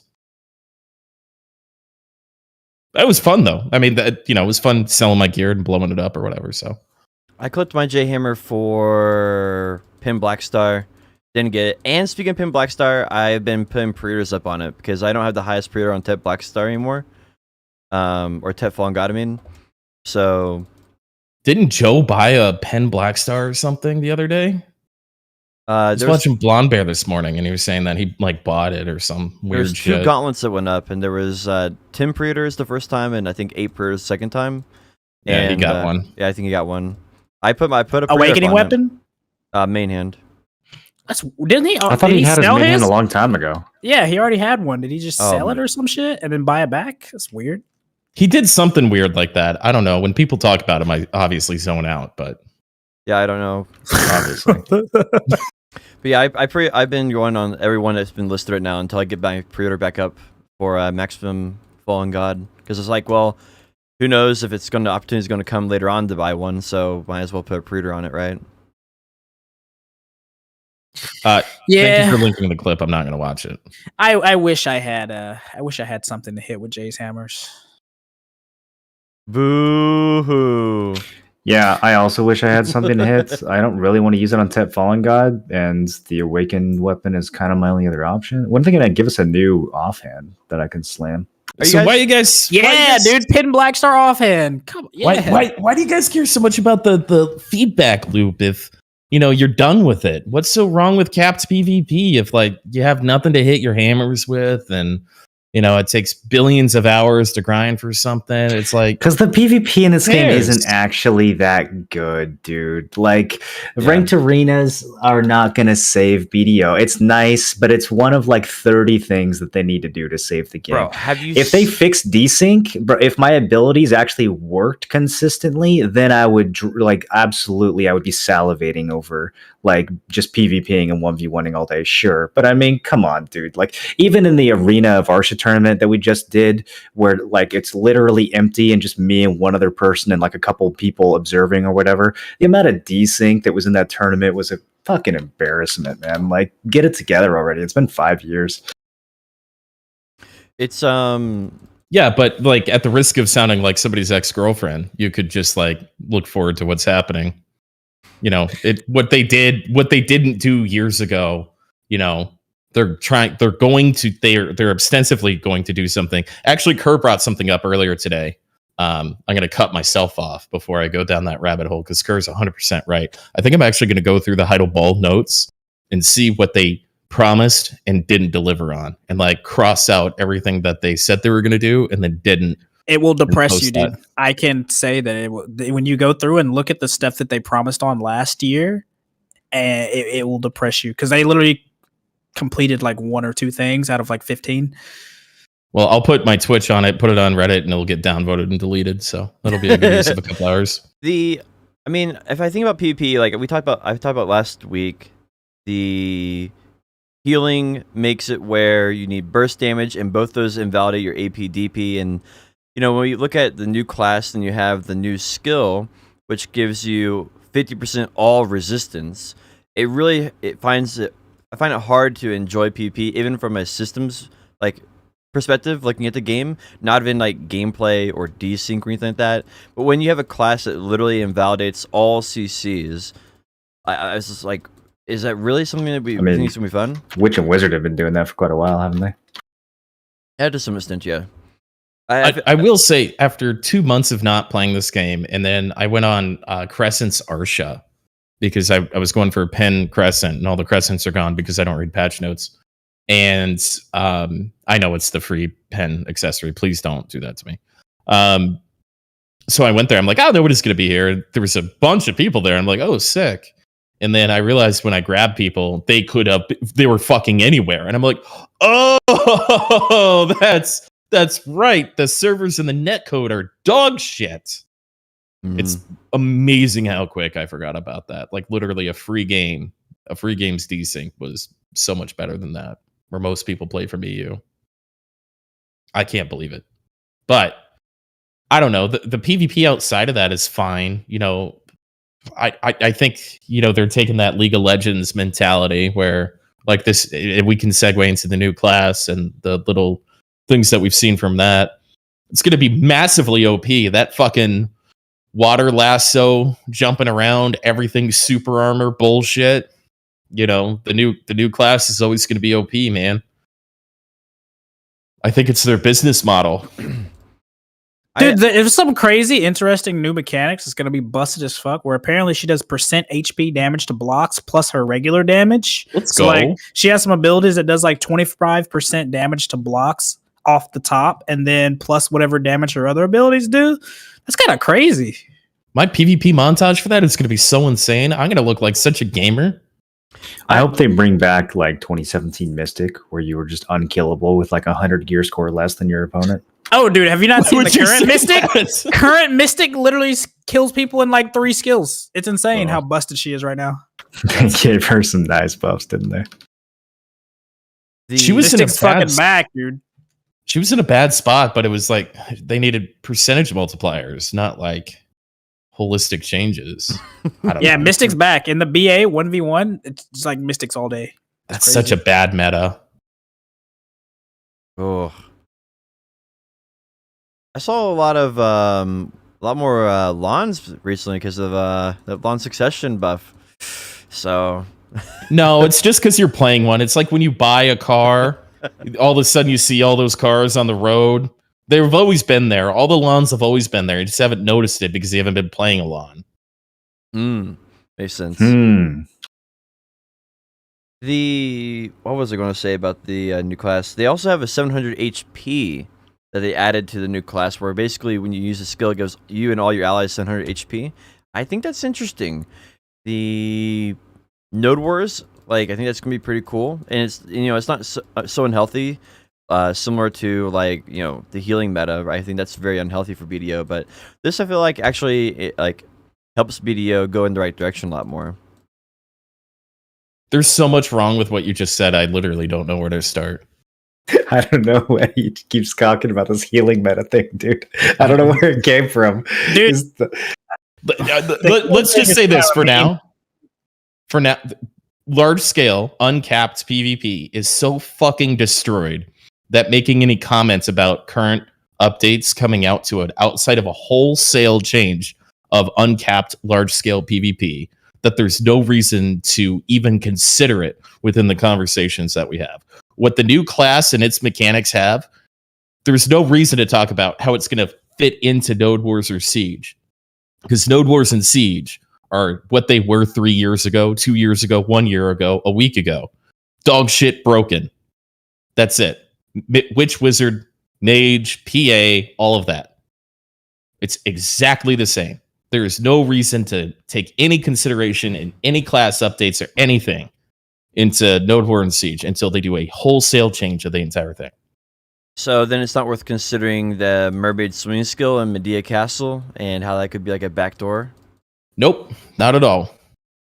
Wait, swimming at Medea Castle? People haven't used the sewer in Medea since 2017 when Lucari was fake shot calling screaming bullshit, and it worked 3 times. And then when somebody does it on a rare occasion, they send a quarter of their flex team to farm them in a hallway. I don't know. I think it'd be cool to have a mermaid seal squad sneaking in the back of the castle. That sounds fucking dope. I mean, I think it's the same concept with the like. It would be cool to have a Pegasus team fly over walls and do shit, but it kind of like, like how much does it matter in the end in reality? Yeah, that actually does matter. That's a huge strategy. Pegasus or like lawns flying into Calfian Castle. That shit matters. Yeah, like I think it can have its place and it can work in some places, but I don't think it's going to completely define the meta, right? Like having her being able to walk on water. No, it's still staff classes. Yeah, it won't even be a consider. That's what I'm saying. Is like I understand that like Potion or whoever or whatever the case is, and I was thinking about this listening back to previous episodes. It's moot. It's just moot. The large scale meta is so bad. It's so neglected. It's so abused that until there is a massive wholesale change that comes through on live, there really isn't much to talk about there. Yeah, I guess it makes sense. How about this pin accessory thing? It's okay. Is it? I mean, yeah. So the daily thing sucks, right? Yeah, I'll take it. I think it's actually okay. I mean, they've been giving away handouts for new players the entire time. Fuck it, I'll take a handout that I can finally benefit from for the first time. For new players, yeah, I'm not. Sorry. I was going to say, I'm not really bothered about the handout. I'm more bothered about the dailies. I don't even know what I'm supposed to be doing. I just like glazed over the patch notes when I got to that part. It was just like 7 pages of information that I couldn't be fucked to read. It literally just came out and I've already missed 2 dailies. Fuck. I'm just waiting for Seasons, man. I'm going to play the new Broken class on Seasons with capped gear, roam around Arsha, and make a PvP montage, man. I don't care about what gear they're... Bro, I've got 289 Kudum. If I can't kill somebody, 6 extra AP isn't going to fucking change anything. Like, so I'm going to break my back so I can kill some guy that's fucking piloting all the time. I could give a shit, man. Everybody in this game that's unkillable probably fucking cheats. So I might as well go to the capped PvP areas and fuck around, have a good time, and make a montage of me only winning and get 25,000 YouTube subscribers. Dude, I can't wait to edit out all my losses and only record my wins and make a video out of it. Make sure you buy 8,000 subscribers to get that channel going first, though. Oh, too soon. Oh, it's like 4 years ago he did it. So much. So wait, literally, I'm actually asking, how do I get this ring? What am I supposed? What's the daily? So you talk to your Black Spirit. There's a suggested quest called A Cry for Help because they're trying to make fun of new adventurers who are crying all the time. It's actually called that. Yep. And once you the grab name that, is nice. once you grab that from the Black Spirit, you get to go talk to a brand new NPC that added to the collection of L.A. Fugar and now Jeanette. And so then Jeanette gives you a daily quest every day. You can either do life skilling, it takes you 180 days, or you can do combat and it takes you 90 days. Yeah. Okay, so I take the quest and the rest will be obvious. Yep, take quest, you complete the quest, and then just do that 90 days, and after that you can look at the website and figure out how to do it. I'm gonna have so much less respect for you if you do that, Marlon. Yeah, I mean, the idea of still being on BDO 90 days from now is in itself giving me some anxiety. Dude, I can't even do my T10 horse daily. There's no way I'm doing a fucking pen. 90 days of dailies is at least 4.5 years for me. Like, there's no chance that I get that ever. Well, you get 3 weeks free from that little flame they sent you in your Y tab. But yeah, it's a lot. I think that's I'm not probably gonna do it. I'm probably gonna do it like 4 times a week, honestly. Because the only reason I make T10 attempts at all is because I get the weekly boost, the 30 leaf once a week. I can do that. But if it's a daily, I'm doing that like once or twice a week at best. There's just no shot I'm ever gonna get it done. I like it though. I'll take my free shit. Fuck it at this point. I mean, it's not gonna matter anyway because they're coming out with gear cap PvP, whatever. But whatever. They're kind of treating this game like the end of an expansion in an MMO, like in the old days or whatever, which I find is interesting because I don't really think there's, outside of like Black Star or Dead God, I don't really think there's much of an end game. I mean, what what, you can get a Pentungrad for 1 more AP? Like, what's the? I know it's the red nose ring, but still, you could get like a Narc and something else too, right? But maybe they're coming out with orange accessories. That's soon, my and we're all fear. gonna be That's honestly my fear. You know, I'm going to finally soft resetting. So they remember when they tried to go back. Have I talked about this recently since I've been on here? Remember when they went back to do Time to Kill? They were all concerned about Time to Kill, and they were going to adjust Witch Wizard's healing. They adjusted PA, and then they adjusted all the HP and Siege and shit, and then they reverted basically all of that. They reverted the HP thing specifically in Siege, and they didn't. It was like 500 HP in Node. So they acknowledged that Time to Kill was an issue, and then their major solution to Time to Kill, they rolled back, and now they've done nothing, and now they just keep pushing gear more and more forwards, higher AP, higher DP, but the DP is broken as far as like the scaling, and it's goddamn fucking impossible. God bless Big and Shiny if you want to read through that madman's research and findings and shit to actually figure out what gear you're fucking supposed to wear. So orange accessories scare the shit out of me, because there's so many problems with the gear that we have now that have been acknowledged but not addressed. If they come out with orange gear, like orange accessories, I probably actually will quit BDO. Like I probably will, because like I've put in so much time at this point to have like that undermined. If they do one, it's like 5, like Ogre Ring back in the day, when year 1 Ogre Ring, where it's like 5 years ahead of its time. You can't actually acquire it. Like if you get a duo, you're basically a god, right? Like, I think something like that would be fine to do, like one of those. But if they just do a full blown, like everything's replaced, I can't regrind it. I'm not going to do it.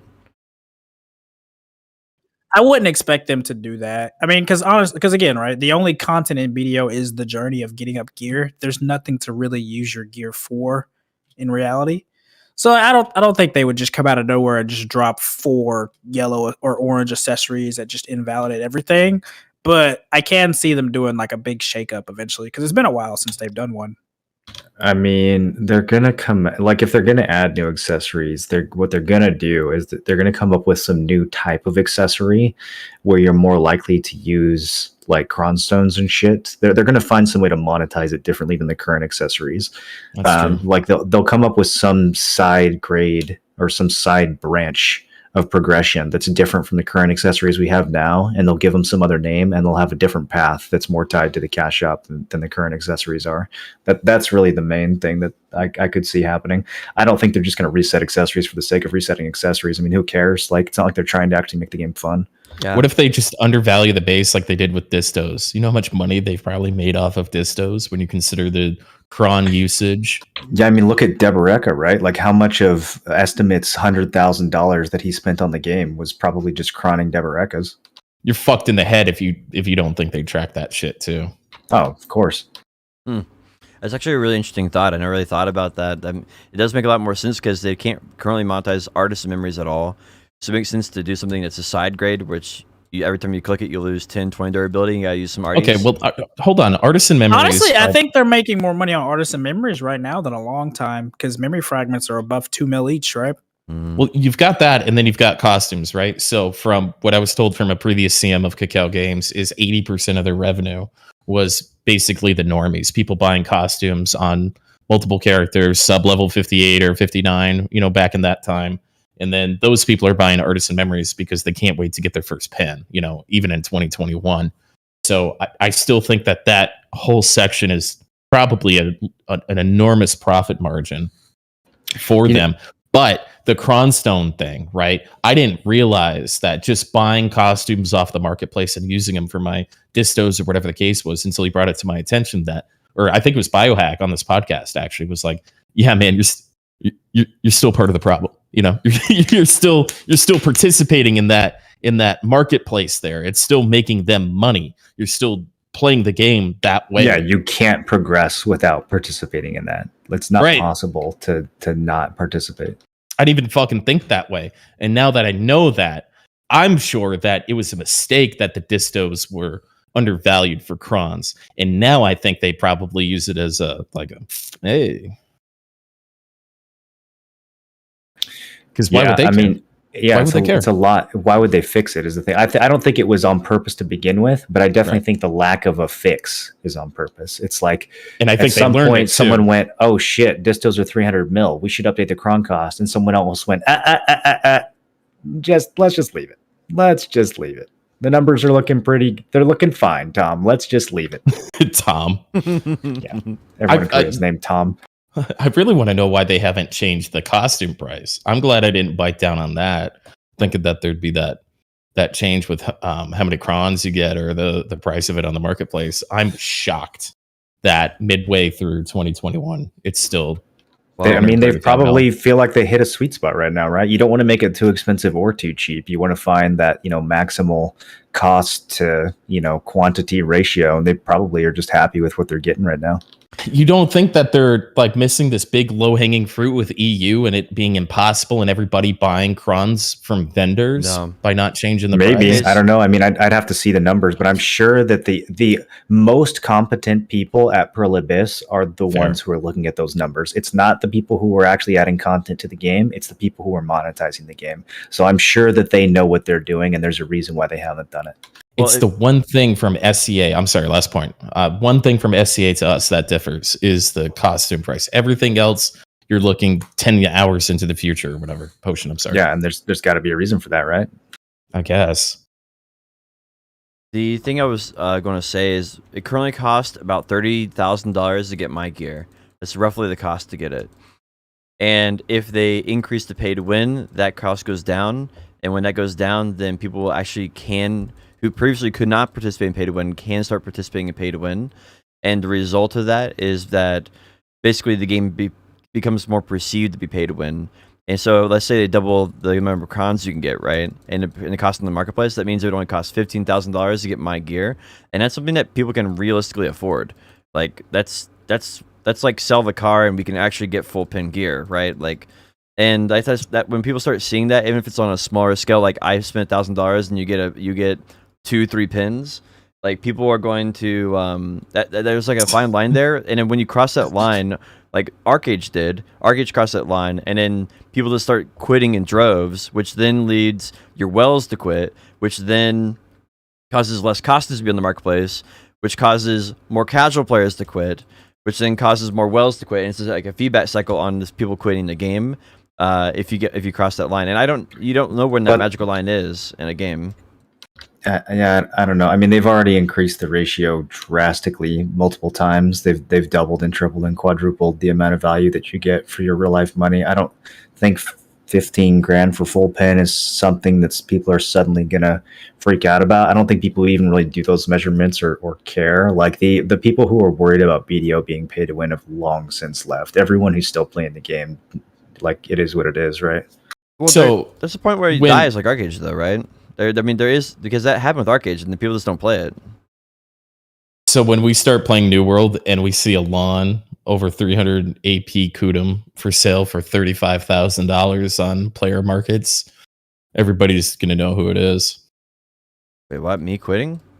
Honestly, though, I think a bigger reason why they haven't tapped in more into EU to try to persuade people to more sell costumes is the biggest and like the big difference in economies, right? Like you have so many different varying economies over like the continent. So it seems like it'd be really weird for them to like really get into that, because if you lower the price, then it makes it so that companies that have higher value money can get more, or countries that have higher value money can get more out of it. I've seen a couple other games have issues with that, like Genshin Impact and such.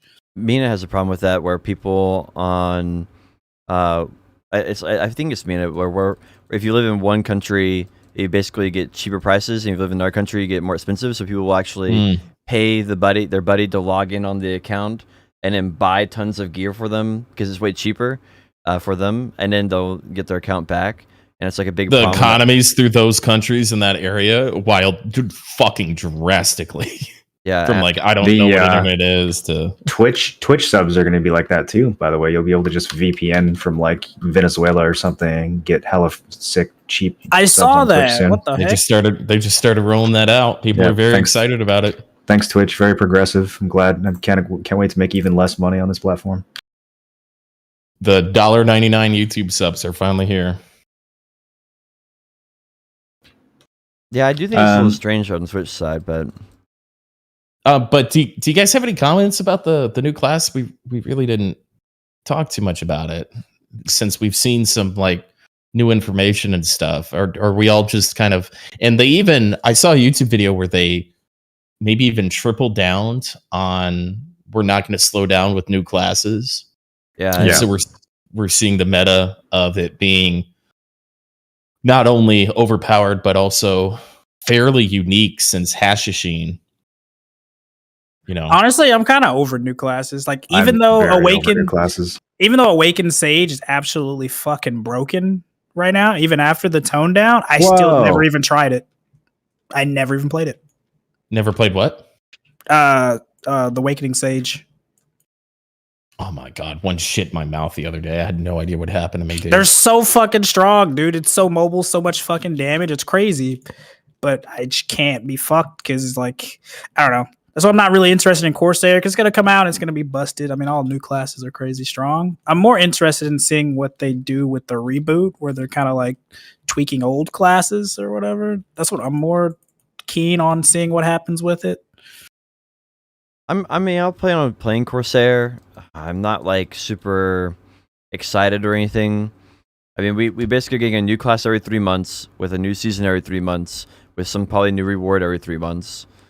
And who knows what in the world they're going to do when they see how many people leave for New World and Lost Ark. Yeah, that'll show them. Then I'll be a BDO partner. That's when they respond to my application. That's what I was going to say earlier. So someone mentioned earlier when we were talking about all this that they might be adding PvP gear. And that just makes me think exactly like the route they're going to take in terms of like gear progress and monetization at this point. I really feel like they're just going to start copying Lost Ark, and that may even come down to the point where like they've said they have this Ataraxian dungeon and they're adding more dungeons like it. I think the future of monetization in BDO might be selling auto completes of the new dungeons to get the new pieces of gear. Like, you know what I mean? Like that kind of like mobile Lost Ark-y type of monetization. I actually think that's probably what they're trying to set up for right now. That might be true. I did some digging on the Lost Ark and how it's changed recently, because a lot of our information is kind of old, and they actually the part of the pay win in the past was you would get a whole bunch of stats once you got to max level, and now you get all those stats for free, basically invalidating any pay to win that you did before max level. So you can pay to win up to max level, but once you're max level, everybody's equal footing, so that doesn't matter. So you're basically like buying stats for like leveling up, and then for the raid clears, that's been removed. The item that allows you to do dungeon clears is no longer in the game, and won't be in the EU version probably either. So if they do copy that, they're copying old monetization, and if they do copy Lost Ark monetization, I think that'd be really healthy for BDO long term, because currently Lost Ark is extremely progressive in the way they're thinking about their monetization. Well, for up to date information on Lost Ark, you guys can ask Hunter Juju has been streaming her little brother playing the game Lost Ark, so you can head over there and ask him. Allegedly, again, that could have been anyone whose name starts with HU and has that number of letters. True. So I think you actually bring up an interesting thing, because I think us PC gamers used to be pretty against cell phone gotcha type monetization. We could sniff it out, all that kind of stuff. But now that like maybe BDO Mobile has made them more comfortable with it, Genshin Impact being cross-platform-esque, all that kind of stuff, I feel like it's been introduced into the PC mainstream just enough to where you could actually be right about that. And dungeon clears and resets and all that kind of stuff. I know 100% day one, the reset for the dungeon is going to be sold in the Pearl shop. 100%. No question in my mind.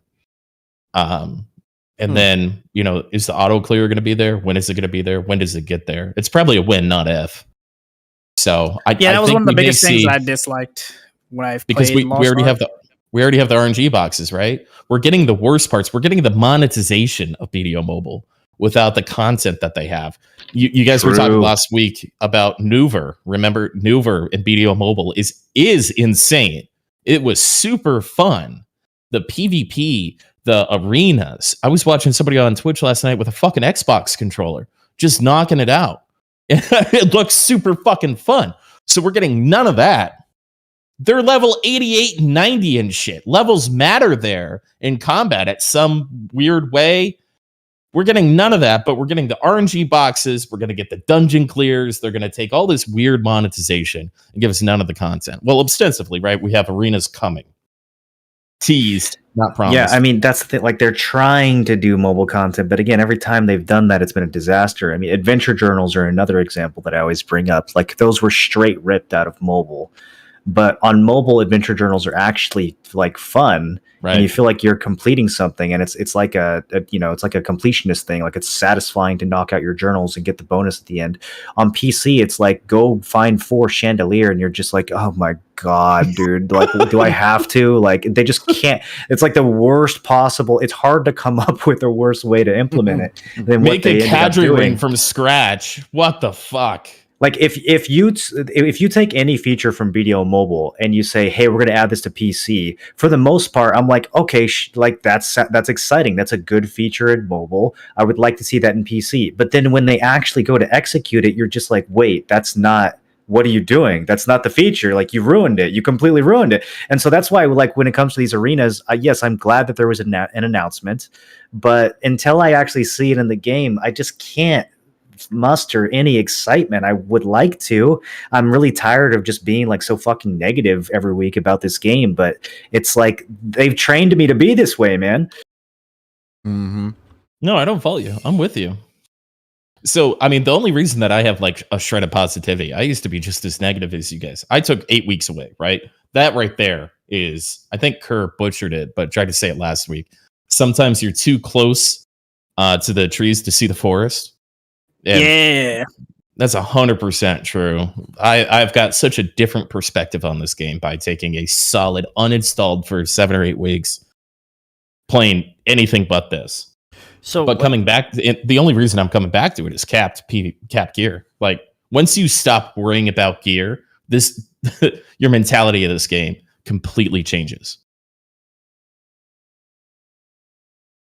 I feel like I stopped worrying about my gear a long time ago, and all it's done is given me even less things to be motivated about. Like, I don't know. If the game had fun things to do, I wouldn't care about my gear. But right, so I play the game less. I mean, that's the answer. You just play it less. I'm playing 2 to 3 hours of BDO, grind a little bit, gamble the money, put on a show for the people, and then I roll off to Dark Souls and absolutely dominate that game.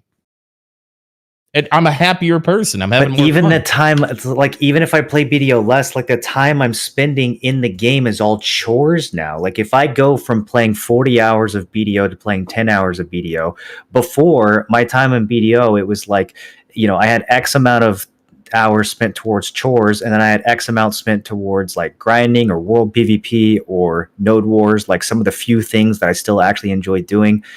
If I actually shrink the amount of time that I spend on BDO, I'm stuck to only doing chores. Like, by the time I do my fucking ring daily and my horse daily and like fail stack for 5 hours so that I can make 1 Tet Blackstar attempt, like, it's just all tedious shit that I'm forced to do, like, until I get to the fun part. And so shrinking the game actually shrinks my enjoyment. You need to quit. I mean, I don't want to quit happening right now, bro. No, that's why I've barely played the game in the last month. I mean, I'm in the process of basically quitting. I did that same thing. I'm gonna tell you, putting it down for 4 weeks. The other couple weeks were me trying to figure out what to do, but at 4 weeks, that I've never taken a break from this game. That was the first break I've ever taken. I feel so much better. I feel better about the game. I feel better about myself. I have healthier habits. I was just logging on for Node Wars, and it didn't fucking change a goddamn thing. It was still, I had to be here. I had to do this thing, the chores, right? It was just crushing down on me in a mental way that I didn't really understand until I walked away from it. I just put it down for a month, man. You'll enjoy the game more. I haven't played this game in a month. The only thing I've done in BDO in the last month is log in for the tournament. Like I play during the podcast and I played during the tournament. That's the only BDO that I've done in the last month. Really? Like, since Wow. Yeah, in the month of June, that is the only time I have done BDO. You didn't do the dailies or anything like that? I haven't, no. I mean, I do my horse daily in the background sometimes during the podcast, but like, I don't just log see in a to do reason- it. Like Wow. why I hear you saying, Tim, is like I don't have to play the game and it feels great, and I want to play the game. Yeah, I want to play BDO for 40 hours, bro. I want to play it like I used to. I want to like wake up thinking like, holy shit, I've got so many things I want to work on today. Like, that's what the game used to be from 2016 all the way through like even 2019. Is as recently as 2019, I felt that way with Monos and shit like that. But dude, 2020 for BDO just sucked all of it out for like it. Okay, I get it. There's a new season. There's a new class. I feel nothing anymore, dude. Well, I have hope. I still remember that they have bad execution, so I'm cautious about that. But. I'm always the eternal optimist. Like that's why I'm always like, oh, well, if they change this one thing and it'd be great. We could fix healing and fix burst damage, time to kill, and CC super armors, and like I don't know, mercenaries, karma. Channel to flag up, channel to unflag. Once you're flagged up, you can be attacked. Like, I don't know, there's like all sorts of like little cool things that you can think of that get me excited to think about. Man, the possibilities are endless, BDO. The future could be bright. You just never know what's going to be over the horizon. The future in BDO always could be bright. I mean, that's the reason I haven't blown up my gear yet. Yeah, there's always something good always could happen. And every once in a while, something good does happen. And I'm sure I'll come back and play the game for a few weeks and then remember, I'll run out of whatever that new thing is and I'll go back to feeling how I am now. Like, yeah. I just don't think anything's fundamentally going to change. I think a lot of the passion for this game is gone, like from a development side. I think the people working on this game don't love the game anymore. And you can feel that in the updates that they put out. They're just lazy. They're not thought out. They're not coming from the perspective of someone who's actually played the game before. They're coming from these very detached, like they feel like new hires or something that are developing the game now. Like, it just, I don't think any of that's fundamentally going to change anytime soon. I think if they absolutely get their ass beat by Lost Ark, then we might see some change. Then they might actually go, oh shit, we're down $100 million compared to where we were last year at this time. We need to actually fire some fucking people, hire some people back, or put them, take them off of fucking mobile and put them back on PC. Like, something is going to have to actually shake that company up for this to get fixed. Go ahead. Real quick, let me ask you one thing, Moreland. What are we going to name the Final Fantasy 14 podcast?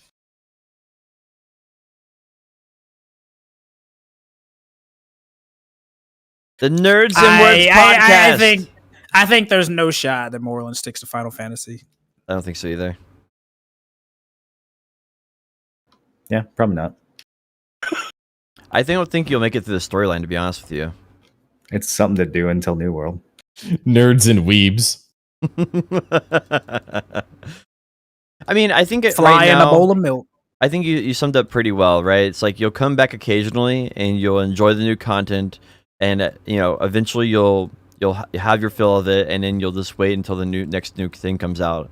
And I think the days of BDO being the full-time game, I guess, are either 100%, yeah, are either gone or on the way out, depending on if you're a new player. Like, I think we have to be very clear here. If you're a new player, BDO is really fun for like 3 months to 6 months, probably. I mean, there's lots of things to do, things to learn, things to enjoy as far as new players. But that once you get past there, that BDO then goes 3-6 months. At that point, you're usually starting to do things. You're on BDO becomes your secondary game and no longer your primary game. So I think a lot of our gripes right now are coming from the playing BDO as your full-time game. People played World of Warcraft for a decade or more, and now they're finally coming to terms that I have to play something different. And I think in BDO veteran players at least are in a similar position now, which is awkward, but it's not like you're going to quit WoW forever. Like, you'll still like pick up the new DLC, maybe see if the new raid's good. If it's not, then you'll put it back down and be like, well, maybe the next one will be good, right? And I think that's I think just a change in perspective, and that change anytime there's big change or a big realization like that, it's just hard to deal with. From something I you've enjoyed for a really long don't time. like. I really don't like the idea that this is a consequence of how much time I've put into the game. There are other games that I've played for many years. I mean, the main one that comes to mind is Ultima Online. I played Ultima Online for over a decade. I continue to play it casually on player-run servers.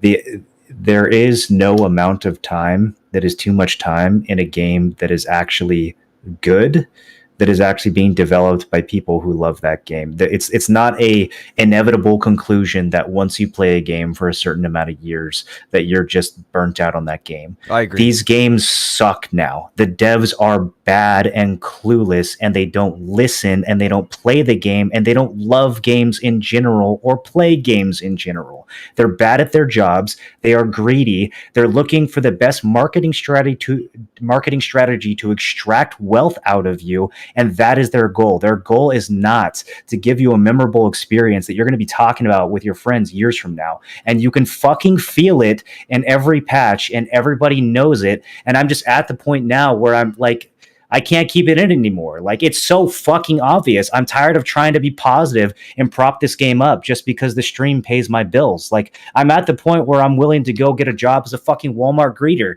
instead of playing this game that I used to love, that I used to wake up thinking about every day. And it's because people literally just won't fix it. Like, Forehead, it's fucking easy, dude. It's not hard. These are not complicated problems that the game has. They just aren't trying. It's true. To be honest, I also don't like the argument of like too much time in the game, because if you think back, honestly, everything that you've done in the first 2 years of the game has already been invalidated. Like, just the way things scaled, et cetera, et cetera.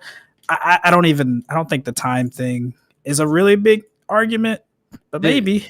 The time thing was more of like, if you've enjoyed something for a long time, and it's hard to accept that the developers aren't doing their job properly, right? It's like I can see that. yeah, that's more of like what it is, and then having to accept that the developers are being silly or dumb or whatever the case is just not enjoyable. Like, if you're a new player, you don't even care. Like, oh, it's just another bad game. Copium, basically. Yeah, it's just like, yeah, it's not like, oh, it's just a bad game. But if you're a veteran player and you've enjoyed 5 years of BDO, and then now you have to realize the developers are idiots. Or starting to be idiots, that only hurts veteran players because of their time put in. And it's not because that time put in wasn't fun or enjoyable or bad decision. It was mainly just because, like, the game has changed because of the developers, and then, like, the players have to come to that realization, unfortunately, and that doesn't feel good. And there's no way it can feel good, because, I mean, it doesn't feel good regardless, right? And I don't think it has to be that way. Like, I think, Moreland, I agree with what you're saying, and I don't know if I'm conveying my idea perfectly. But I agree with I think Moreland had the most succinct, probably, synopsis of BDO that's ever been streamed in that rant. But to expand upon what you're saying, Potion, I don't regret a minute that I spent in BDO, maybe except for the past 6 to 12 months. I remember my first Node Wars. I don't remember the first time I won Calpheon. I do remember Medaya. I don't remember, like, all these really big touchstone moments that happened recently.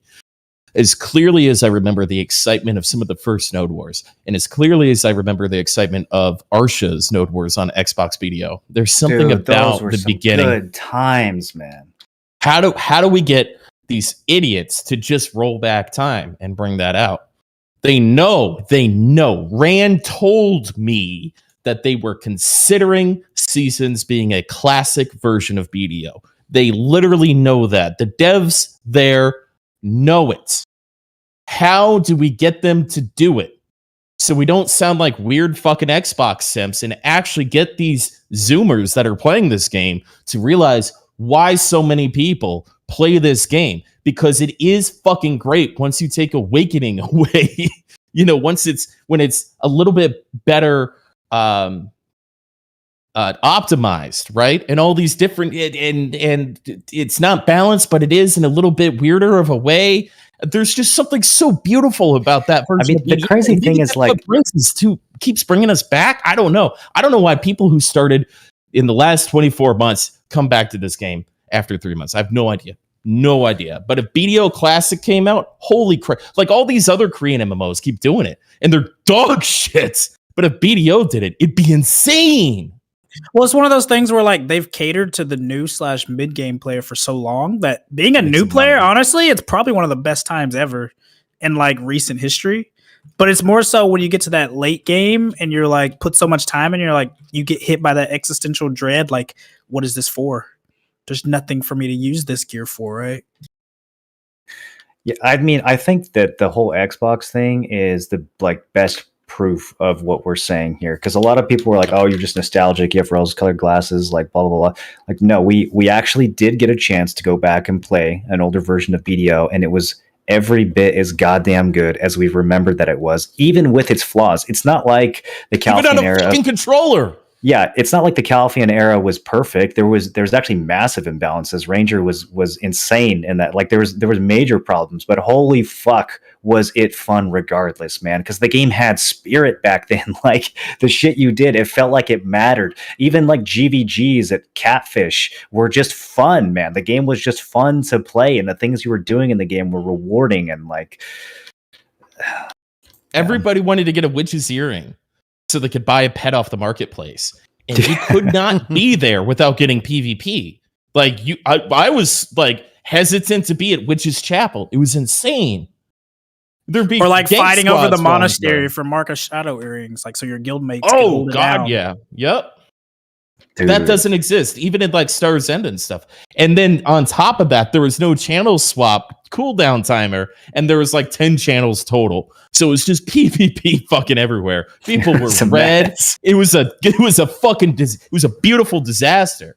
So BDO Classic. There was a bug in the first. Do you remember the bug where people's gear were getting downgraded in PvP? Yes. Like for the first like 2 weeks or something of Xbox, if you went red and then died to a player, your gear got downgraded as if you had a PvE death, which is apparently how it's worked in Korea this whole time, which is fucking crazy to me. Oh wow. But like yeah, that's how it worked in Xbox. And so people were out PvPing, dying, literally having their gear get downgraded, and they would still go out in PvP because they were having such a good time that they were like eating shit and inting their progression and just enjoying the fucking game. Yeah, what if all the BDO partners got together and just typed "make next season BDO Classic" and just every single one in that partner channel just did that? Wouldn't that be insane? That's too much Guardian and Suck Wizard shilling in there. So that's none of those guys even care, dude. None of those streamers even played back then. Like they don't care about BDO Classic. They're literally asking for Guardian and Suck Wizard buffs, bro. I don't. Good luck with that shit. You should see the conversation, bro. You should see the conversations in there. I don't even read it anymore. I don't even participate. It is pointless. It is utterly pointless. It's worse than the cat picture meta. They did I finally complained about them posting cat pics all the time, so they made a section just for people to post. Yeah, they did make a cat pic section. I literally had to bitch about it. I wasn't gonna say anything, but I was like, okay, listen, please. We're trying to have actual conversations, and people just like post random cat gifs. Like, Jesus, it's still just shit posting though. Like in the general chat, is still just shit posting. It's not cat pics anymore, but it's still just like, you know, Norelio cracking jokes. It's not. There's like no substance in there. Yeah, that was funny jokes. That was like my thing. Is like we'd be done with Siege. We'd do the post officer meeting in Aftershock. I'd be half in the bag, and then oh my god, Moreland has a wireless headset finally. Holy shit. Be half in the bag, and then I would just write a fucking paragraph or two about how dog shit the partner program is, that they can't get anything through to fix PvP in this game. And then I'd yell at the people who posted cat pictures immediately after that when I woke up the next morning. It was so like it wasn't a meme. It was such a fucking real problem, the cat pictures. Like the new one is better for sure, and it definitely gives you a feeling that like they're listening, but you never know like what of your feedback actually matters. And like when you do give feedback, like none of the good stuff gets through because they troll upvote the bad shit or like put bad ideas. It's just like what if we suggested in there? It's actually gotten put in the game. It's been a couple months now. We've had zero impact. Like Big and Shiny will go in there and write this 600 IQ post about time to kill, and it's like really well thought out. Like this is how you actually design a game properly from one of the smartest, most well-researched, highest experienced players in the community, and it'll get like 3 upvotes, and it'll just disappear, and like no one cares. Yeah, then someone will be like, "Yo, can we get that new DK outfit on all female classes?" And it's like, "Hey, upvote by 1,000,000 times." Like, Thanks, Aurelio. Cool. Oh, what a group of cunts! Jesus Christ. Well, there's a reason I'm not in there. But you know, the CMs Same. are, the CMs are nice though, like Inlave and Delphi, like they're They're I doing the wish best they they were can the with what they meanest. have. and I fuckers honestly don't around, think bro. they can really do anything, right? Bro, Like, I don't wish think they were the can- meanest fuckers around to clean that shit up. I bet they're thinking in the back of their head, going, "The cat pictures are the most constructive part of this chat, and you want it to be separated." I don't envy those guys. I wouldn't want to be a BDO partner manager. Nope. It's a rough job. Not a chance. Can we talk about Dark Souls? Sure. Is there any other? I mean, besides the new class and the pin accessory thing, there's pretty much I think nothing there was some to global talk lab about this shit. week, right? The patch. Really good. Let me look through here. Real Oh, quick. was there? Okay. LP, you Fugar guys look Stopwatch is a one-time reroll for a season Sorry. character. So you can now, if you don't like the season character that you picked because you're a new player, you can now use Fugar Stopwatch. Oh, and really? Reroll your weapons. I like that. But like that a lot. the catch is the season character can't be above level 25, right? That's the catch. What? Wait, what? That's What? the catch. The character has to be below level 25. That's not a catch, bro. That's the feature's deleted. The feature Dude, doesn't even exist. I if literally that's the told catch. you. It every time they'll say something fucking phenomenal or phenomenal. Phenomenal. Every It'll be time. fucking crazy. But then at the end there's the tiny text. Character must be 25 or less. It's so fucking frustrating, dude. Every time they add something good to the game, they delete it 5 seconds later, bro. They delete it in the next line of the patch. What the hell? Oh, it's astonishing. Yeah, like the character you want to swap to has to be 25 or less. wow. So it's like you don't even get the okay. chance to know if you like the character. Like if you pick Dude, one there's character and just- you're like, oh, I don't know if I like it. Well, then the character you're is switching happening? to can't be above 25. What is happening at that company, dude? Are there mid-level devs that are like actually working on the game and trying to make it better, and then the guy at the top is just coming through and being like, nope, cut, nope, like limit that, take that out. Like that's what it feels like, man. It feels like someone's just coming through and just chopping every good fix to the game like off at the knees as soon as they see it. Like, nope, can't have that. It's like, Dad, we know how to make a video game. Like, Go why away. even bother? Why even bother working on that feature to begin with? It really does feel like there's like a list, and then some guy is like the approval, and he's like, all right, add this thing here, change this one thing. Is this thing, how's that? Fix that. And he's just like, he goes down the list of every feature. The character you change to has to be under level 25. Yeah, that's what I was saying, right? So, like, for example, That's okay. how are you gonna know if you like the character to change enough to change to it if you have to do it under 25? Well, no. So you get have to level Awakening. 58. Hold on, you get to level 58 or whatever. You go, wow, fucking lawn's terrible. This is for idiots who don't know how to actually play the game. I'm gonna play something better. And then you move to Guardian and you go, this is the best class ever. How will you know it's better if you can't do it if the new character is above 25? It's 25 is not- not long enough to actually know if you like a class or not. Oh, so you can only use it once, right? Yeah, the character has okay. to be I under don't know. 25. No, that's not as that bad. works for me. That's That not works as for bad. me. I feel like, yeah, I feel like I overreacted now because I mean the fact that so you can level up to like 61 and then delete your character and have all your shit transferred over to a new character as long as the new character is under 25. That's what I'm being told. The new character has to be under 25. That's fine, right? So what is Yeah. it? It transfers your weapons or it just transfers your experience? Well, they already have a system like that with the new season. They have it where you can where when you make a new season character, you tag it with a non-season character, and they share EXP and skill points and like the gear, so they can progress side by side. So that's another reason why I'm kind of like confused. So you got to make on sure why you they don't put tag a 25 character that you limit. actually want to switch to because then it'll be too high to switch to.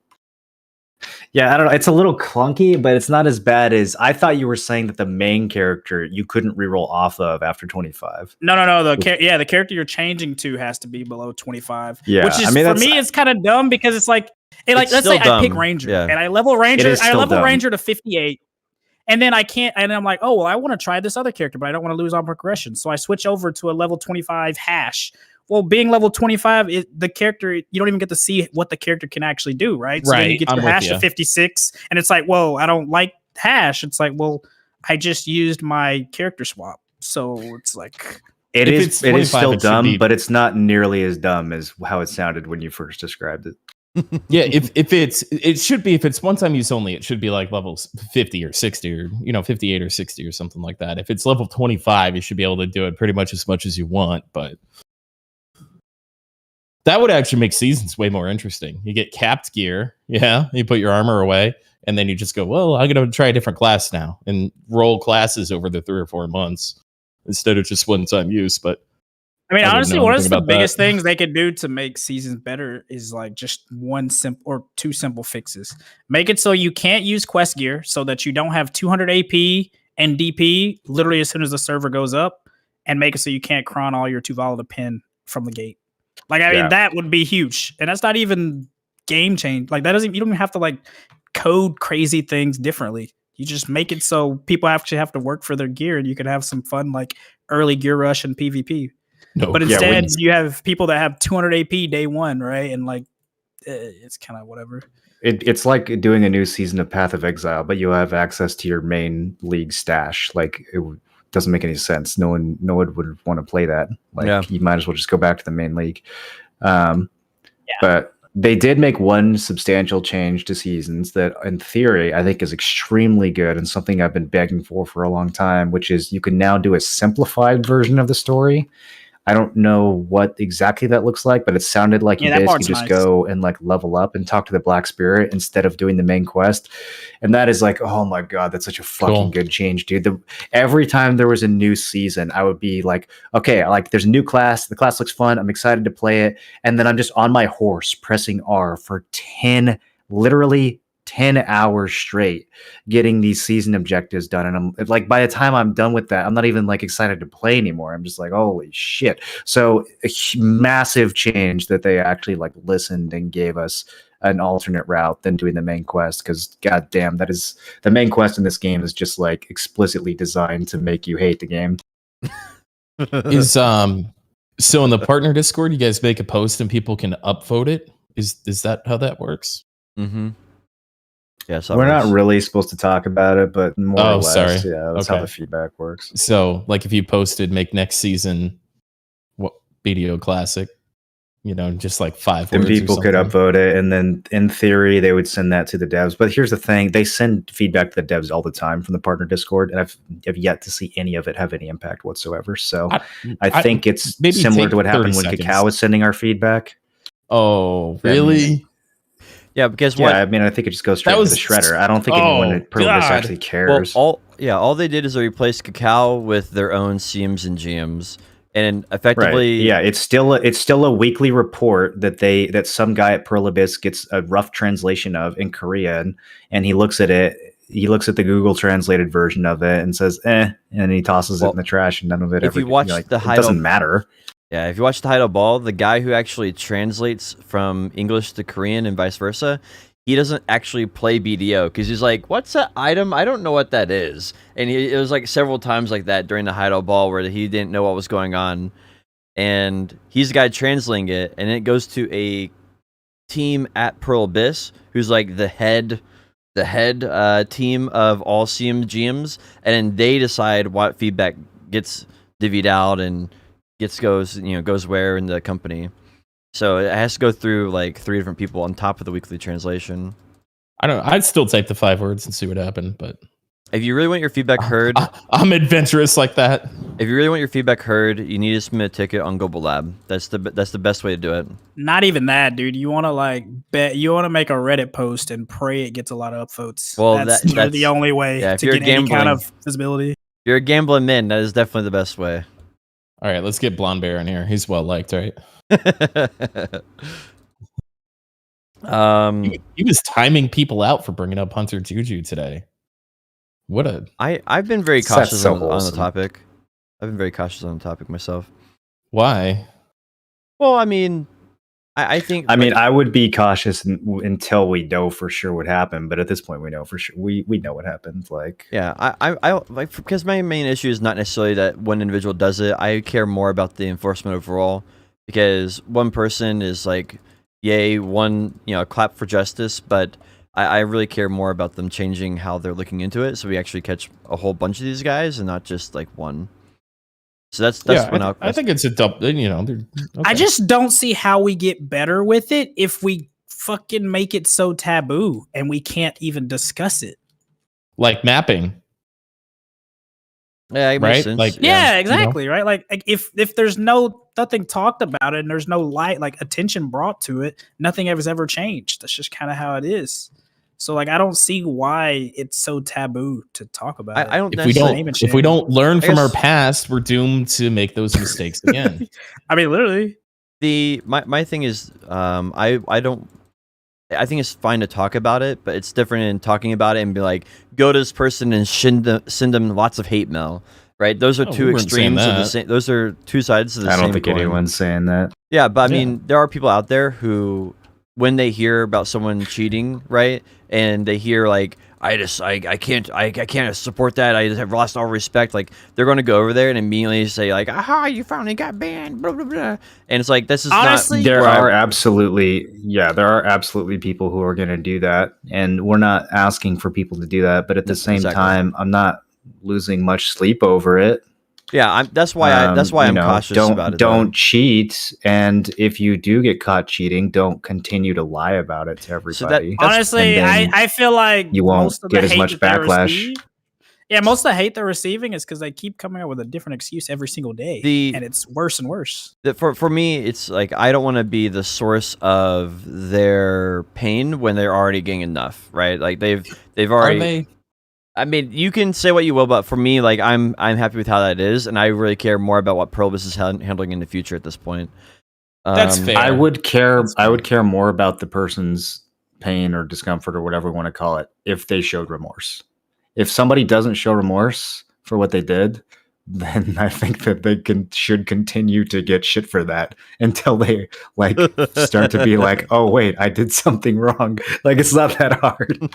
Yeah, for me, like I don't want to be shit on by the community for cheating, so I don't cheat. Whoa! Wait, what? It's just that simple? Get shit on for something else. Well, the thing is, there are actually lots of like false accusations of cheating, especially directed towards streamers. So I definitely understand the caution around it. Like, but we absolutely 100% know that she Potion did shop this and leaking. got banned for it. So okay, you forward chopped with the rifle on stream, dude. You did it. Yeah. Own up to it. It wasn't cheating, bro. That was like fucking CTG and crates. It wasn't cheating. He also got clicked to move climbing a mountain with a horse patch too.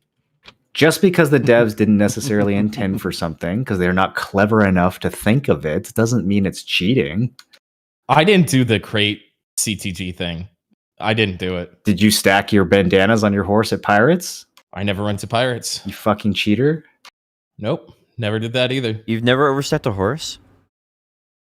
No, I overstacked a horse after they said the amount that it was and that it wasn't punishable. I didn't even swap tag characters without. I made a ticket before I did that for sea monster hunting. When you'd like tag a character, go to channel select, because it was part of the mechanic was you can't do it in the desert or in the deep sea.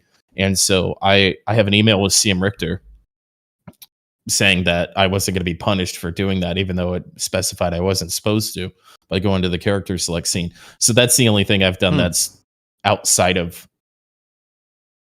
I didn't want to lose my account.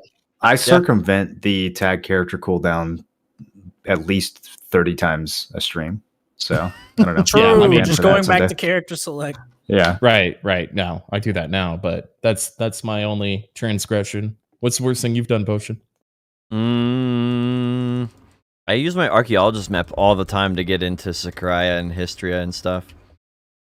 Are you not supposed to do that? Before they did the item tagging stuff, like I would use the archaeologist map on my character. So I basically have an ult that was in Sakurai 24/7, and then I would tag. I basically would change to them, pull the archaeologist map out with a maid, teleport to Ilia Island, and then tag my character, and then teleport back into Sakurai, and then change characters to character swap.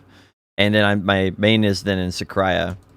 Is your family name still Plum TV No comment. for the report? But yeah, that's what I used to do for like a long time. But now they have Sage gets in for free, and Sakurai's not in the best, and they have item character. You can tag your character's gear and stuff like that now. Out of all the questions I ask you that you refused to answer, I can't believe that was one of them you answered. Well, I mean, I don't know. Like, there's literally innumerable amount of things that are bannable within BDO that, you know, if the devs just change their mind on it, like a couple thousand people get banned on, right? Yeah, that's the thing.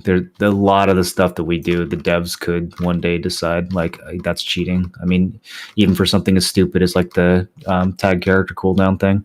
Like, Bro, exploiting died with Snake. Everything's fair game now. Like, also, like, what happened with Snake? Are they like done? I haven't been paying attention at all. So they were gonna do Node Wars. They got shit on in Siege 1 week, and I guess it was 1 week too many. And they're like, yeah, we're done with Siege. And to be fair, Siege fucking sucks. So they're like, we're just gonna do Node Wars for fun.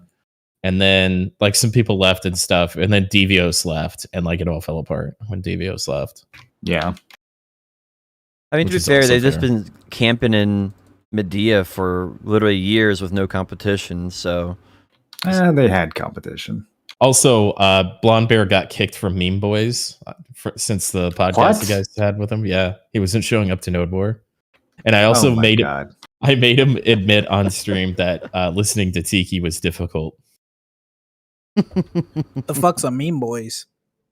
It's a guild. It's a weird guild. With a shot caller I hate.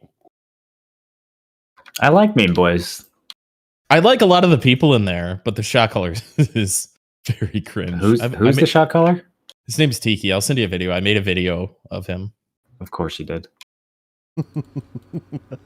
Of all the things you've made a video of recently, that's one of them. I've had nothing but good encounters with people in Meme Boys. Sphero, J-Step, Snake, all those guys are super cool. Yeah, it's the other ones you got to look out for. They did an event this week in BDO where Corsair was brought into the game by one of the GMs, and she rode in on a new ship. The ship is the same. It's a crow ship, the one that you do with bartering. The one you go out there in the middle of the ocean, it's bartering. It's called a flout, apparently. And really? So maybe that's a hint towards a new boat. And it would make sense since she's the daughter of Patrigo, the head of the Crows. So yeah, the boat looks pretty sick. It's freaking massive. Yep. I have a picture of it in Discord if you guys want to check it out. There's like 2 or 3 of them in there. Speaking of Corsair, I would like to point out that last week I made a prediction. Does anyone remember what that prediction was? Swimming? I predicted that there would be a crossover between the new class Corsair and Corsair the brand. Oh, and that there would be Corsair items similar to the Bugatti crossover. That would be there'd be a corporate partnership. Guess what happened this week? Did it actually do that? Yep. They did. What? What are they doing? I mean, it makes a lot more sense than the Bugatti shit. It does, actually. They named a whole class after... Corsair's a gaming brand. Dude, at this point, I'd be surprised if we don't get a Walmart sponsorship. Like, that's how they're throwing out these sponsors. Like, with Bugatti, everything's fair game now. What's that little, like discount thing Walmart does? The little price? Do they still do that? Rollbacks. Yeah, rollback. We're going to get rollbacks in the Pearl Shop. Coupon code Your Walmart for 10% rollback. off. Always lowest prices. I saw Oni-chan on Arsha's server hitting a dummy in his Bugatti fucking outfit. Just absolutely fucking shameless. That shit is cringe, dude. That is a cringe. It's so weird. It's so weird. Bro, I had a lawn roll up in my spot the other day wearing a Bugatti outfit, and I should have known it was trouble, bro. It was just a pain in the ass the entire time, bro. I might have to buy one for my Corsair. I'm not gonna lie. Dude, anytime you see someone in that outfit, you gotta just get out of there, bro. You're not gonna win. Even if you win, you're not gonna win. That's a personality sign right there. You just don't want to deal with that. Bugatti. Mm-hmm. Yeah. It's just like actual Bugatti drivers. Like, you don't want to get into a road rage. Like, you don't know what that person's capable of, dude. Even if they're the one who cut you off, you just need to let it go. Wait, Utters. You don't know how much coke they're on. Have you had an interaction with a Bugatti driver before, Marlon? I have not, but I watched a guy in a Bugatti get in a fender bender, and I was like, thought I was going to have to call the police because he was like inches away from the guy who like tapped his car, like screaming in his face and shoving him. And the other guy was like super apologetic. And so, they didn't end up killing each other. But if the other guy had actually stood up for himself, someone would have gone to jail. Like, the dude was actually ready to kill somebody. He was very upset that there was like a 2-inch scrape on the back of his car. Well, every time there's a fight, people don't always go to jail, Marlon. True. Sometimes people don't press charges. Anyways, do you guys think they're going to do the new boat? You think they're actually going to do the new boat with it? I think that'd be really cool if they actually did a boat and a class together. And then the boat is called the Corsair as well. Or you get the Corsair costume for it. Is it actually? I can't imagine what they're doing for it. Are they just doing another Corsair outfit? they should just do a helmet skin that's a Corsair headset. I want to walk around with a Corsair headset in game. No. But they would probably do it too. Funny. Why not? Honestly, I feel like you got a better chance of it becoming a pearl skin for the car arc or something, honestly, than it becoming a new ship. There was if you look at the Corsair trailer, the one that looks like a realistic photo almost, or the more real one that I put in Discord, it actually is from a live action trailer that it did for Corsair. And the ending scene there has a in-game screenshot of a skin that we don't have in BDO currently for maybe a car hack. So that might be something to actually do. What did you guys name your Corsair? Mine's Pirate Shop. I didn't even make one. I don't blame you, actually. I haven't. Yeah, I didn't even make one. I don't even know if I'm going to log in on Tuesday. Water to Wine. Water to Wine, eh? Because you're a religious man? I went to Christian school my entire life. Oh, you have a I mean, clearly the best possible water character name. Did you say I have a bar mitzvah? No, I read the New Testament and the Old Testament. What's the best? I say Flip-flop? Clearly the best water character name possible is Plip Plop, and I already have that on my Mystic, so I don't know what to name my Corsair. You should try your Mystic out, Moreland. She's so fucking broken right now. It's crazy. Yeah, I'll get right on that. You can kill people with 245 AP instead of 269. The next character I can do that on my Sage too. He's busted as well. Awakened Sage busted too, but like, fuck, dude. So the next character that comes out is gonna be like a Western character with like a whip, right, and a cowboy hat. But they're gonna do a crossover with Adam and Eve and have a bunch of sex toys going on with it, and have a 50% code. Do you think that BDO players would actually buy things off of Adam and Eve? Yes, 100%. Yeah, they have Shy and BDO. They will 100% people buy stuff off. I think a lot of BDO players are into butt play. Doesn't that imply like having a partner? No, just the opposite. They sell solo play toys too. Use code TimAllen 1337 for 50% off.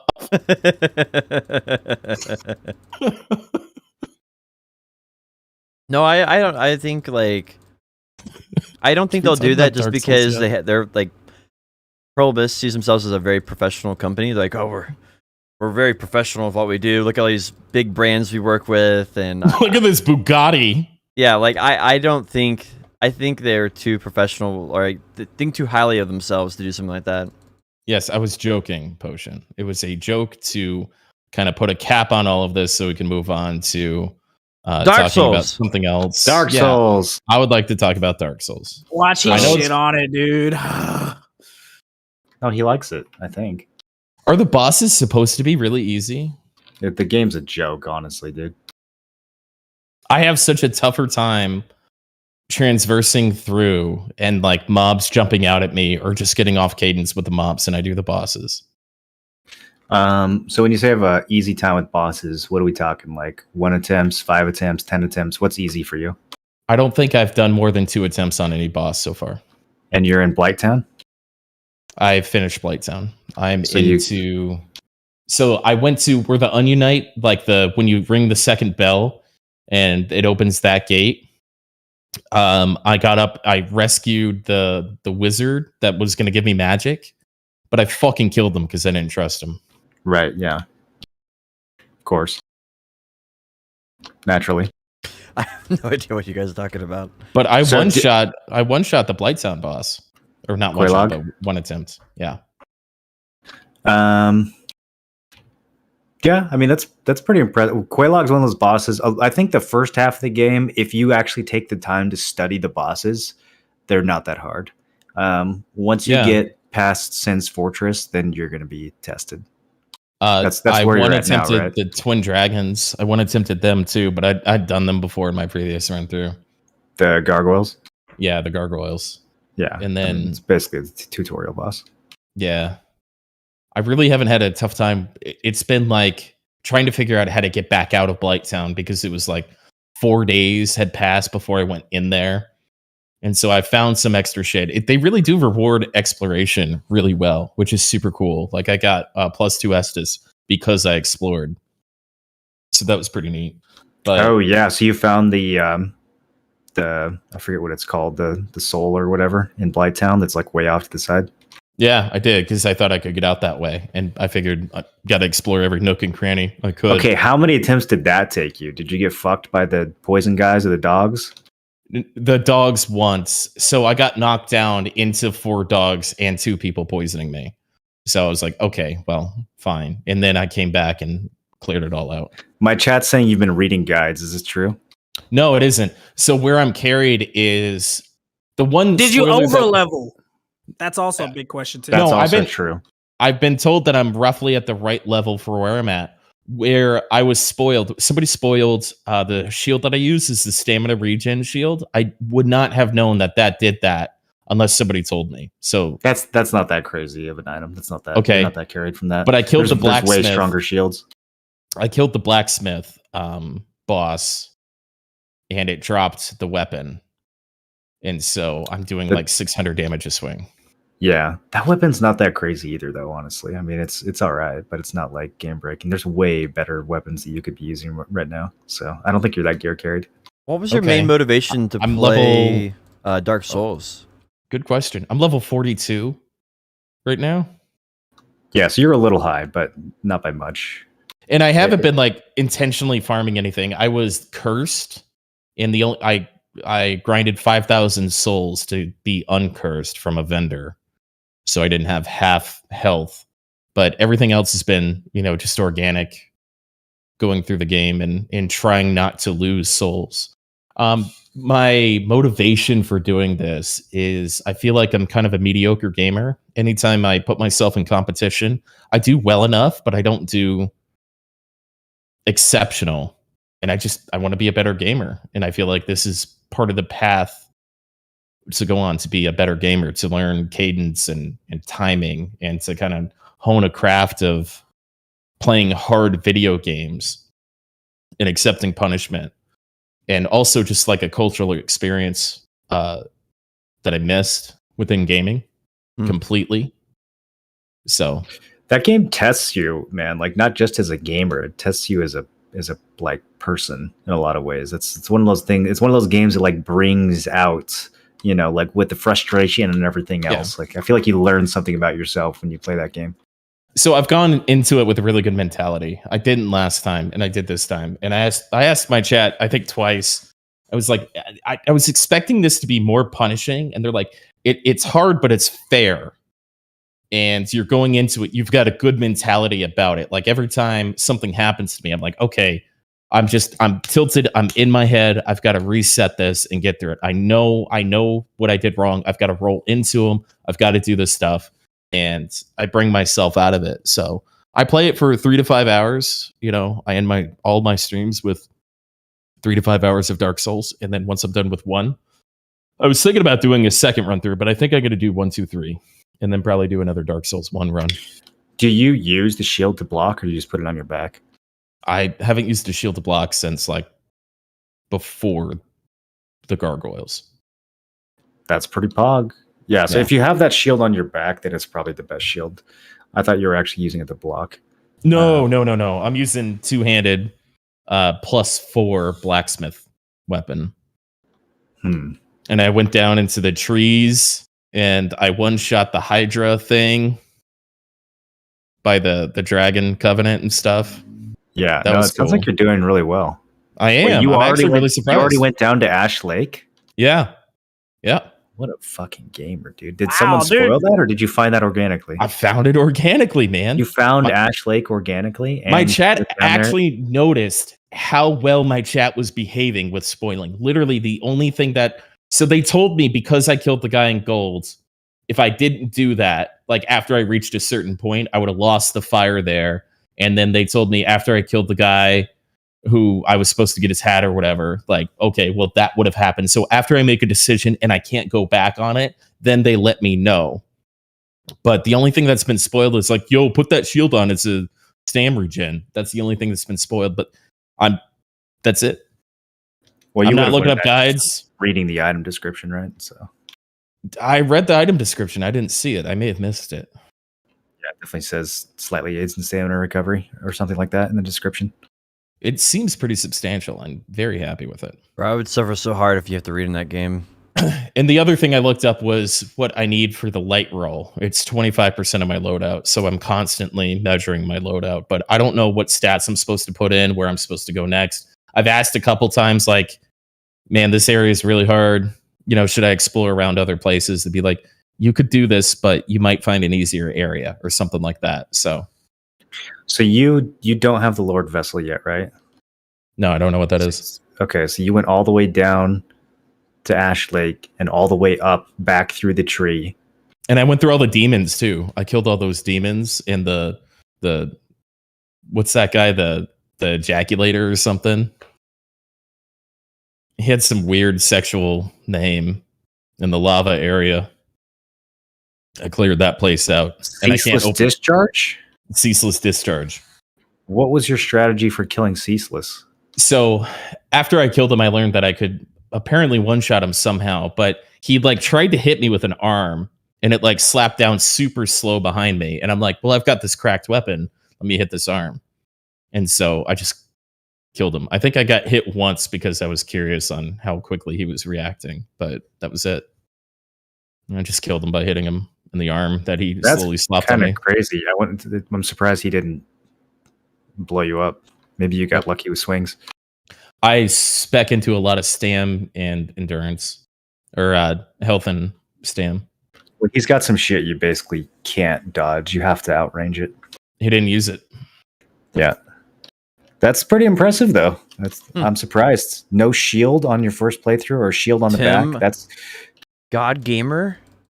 Yeah, I'm surprising myself. I've been told I'm close to being halfway through. The area I'm in now is kicking my ass a little bit, but you know, I like it. I also keep Fortress right now. Yeah. I don't know if there's a boss there or whatever, but I'm like moving the boulders around and shit. I keep a bow with 100 arrows on me to cheese a couple mechanics every once in a while. Because I'm like, you know, if a mage starts shooting at me or something, I find a corner so I can knock him out or something. Or I pull mobs where, you know, if I ran in melee, I'd have to deal with 2 or 3 at the same time. But, you know, the game is fair. I'm actually really surprised at how fair the game is. Yeah, that's That's pretty wild. I think the area you're in now and the area that you are going to be in next are probably the best levels in the game. I was told And experiencing Blighttown for the first time was pretty pog. Yeah, a lot of people don't like Blighttown because I feel like that's the first part of the game where you like really fucking suffer and like don't know where you are. Yeah. The next couple of levels are very, very good, and then the last half of the game is still pretty solid, but you can tell there's some parts of it that were kind of unfinished. If you can get past the next area, then you can pretty much get past anything. I'm trying to figure out when to go kill the ghosts and the lightning dragons. I really want to finish those areas, but I'm also afraid to because they've kicked my ass so many times. I'm at 103 deaths so far, by the way. And about so you've tried exploring past the drakes and you're not sure what it leads to? Well, I killed the one, and it's so hard to kill that one that I'm speculating I have to kill at least 2 at the same time. And so I'm a little worried about that. You're gonna get a kick out of when you see where that leads. I think you're gonna get a kick out of that. But I also recently got armor that has way more lightning resist. So I'm so tempted. jealous that you get to like be playing that game blind. I wish I could be doing a fucking blind Dark Souls run, man. There's nothing else like discovering that world and like how it all connects and shit. Oh my god, dude! I'm looking forward to doing a second run through already. With like chat picks a weapon or something like that, you know what I mean? And yeah, it's completely different. If you do like a magic run or like a dex weapon, like do it like an S stock or something, or try to do like a parry run instead of the 2-hand. There's so many different ways you can play it. I want to get through the whole trilogy. I would like to get through. It'd be cool to finish Dark Souls 3 before New World beta, but I don't know. Dark Souls 2 and Dark Souls 3 are way longer than Dark Souls 1. Are they? Okay. Yeah, Dark Souls 2 you may or may not like. Dark Souls 3 is fantastic, but it's much longer, especially when you include the DLC. The Dark Souls 3 DLC is probably the best gaming content that's ever been created in the history of time. So I definitely recommend getting to it at some point, but it is quite long. And then if you actually want to get your ass beat, play Bloodborne. Way fucking harder than Dark Souls. So I will play these other games. I do want to go through as many Souls likes as I can, but I want to start with the trilogy and go from there. Yeah. But like with Moreland saying it's the best gaming content ever created, like, and Potion, you're asking what was my motivation? How is that not enough? I respect Moreland's taste in games and his observation of games so much that Wait, it's like, Moro, he goes on and on can we about talk this about shit. Elden Ring yet? No, we can't talk about Elden Ring. What do you mean? Not until you can play through it. We can talk about Elden Ring next year after it has been released. Oh, that's supposed to be the next Souls game, right? Yeah. Yep. I actually think I might actually play that. I've never played. I think I technically owned all the Dark Souls, but I've never played through an entire one yet. And I might actually play through Elden Ring. I'm very much looking forward to that game, and I'm also enjoying knowing nothing about it. I want to be where Tim is right now, where he has no fucking clue what's going on or what the next boss is going to be or like what weapons are even good. I don't want to know a goddamn thing about Elden Ring. I don't want to know what the story's about. I don't want any lore. I don't want any synopsis. I don't want any hints. Don't want any backgrounds. I want to be completely lost and blind. Dude, it's so confusing when I get a weapon. I have no idea what to do with it. I think the weapon I have is so fucking pog, but then I get like a dragon great axe or something, and I need 50 strength to use it, and I'm like, this is probably for another run. And then there's other weapons that have more base attack than what I've got, but like I'm at least scaling is all whack. Yeah, it's impossible to know what weapons are going to be good in your first playthrough. But I'm at least 2 attempting every boss, and it was 1 attempt, 3 bosses in a row. I think I did. So I mean, everything else, as long as I am responsible with how I play the game and get my souls back, and I'm reasonable about that, and I don't get tilted, my death counter goes up. Who cares? Like, I was looking for jumps in Blighttown for like 45 minutes and I racked up 15 deaths just by like trying to find shortcuts and shit. So I'm going out and exploring and eating shit.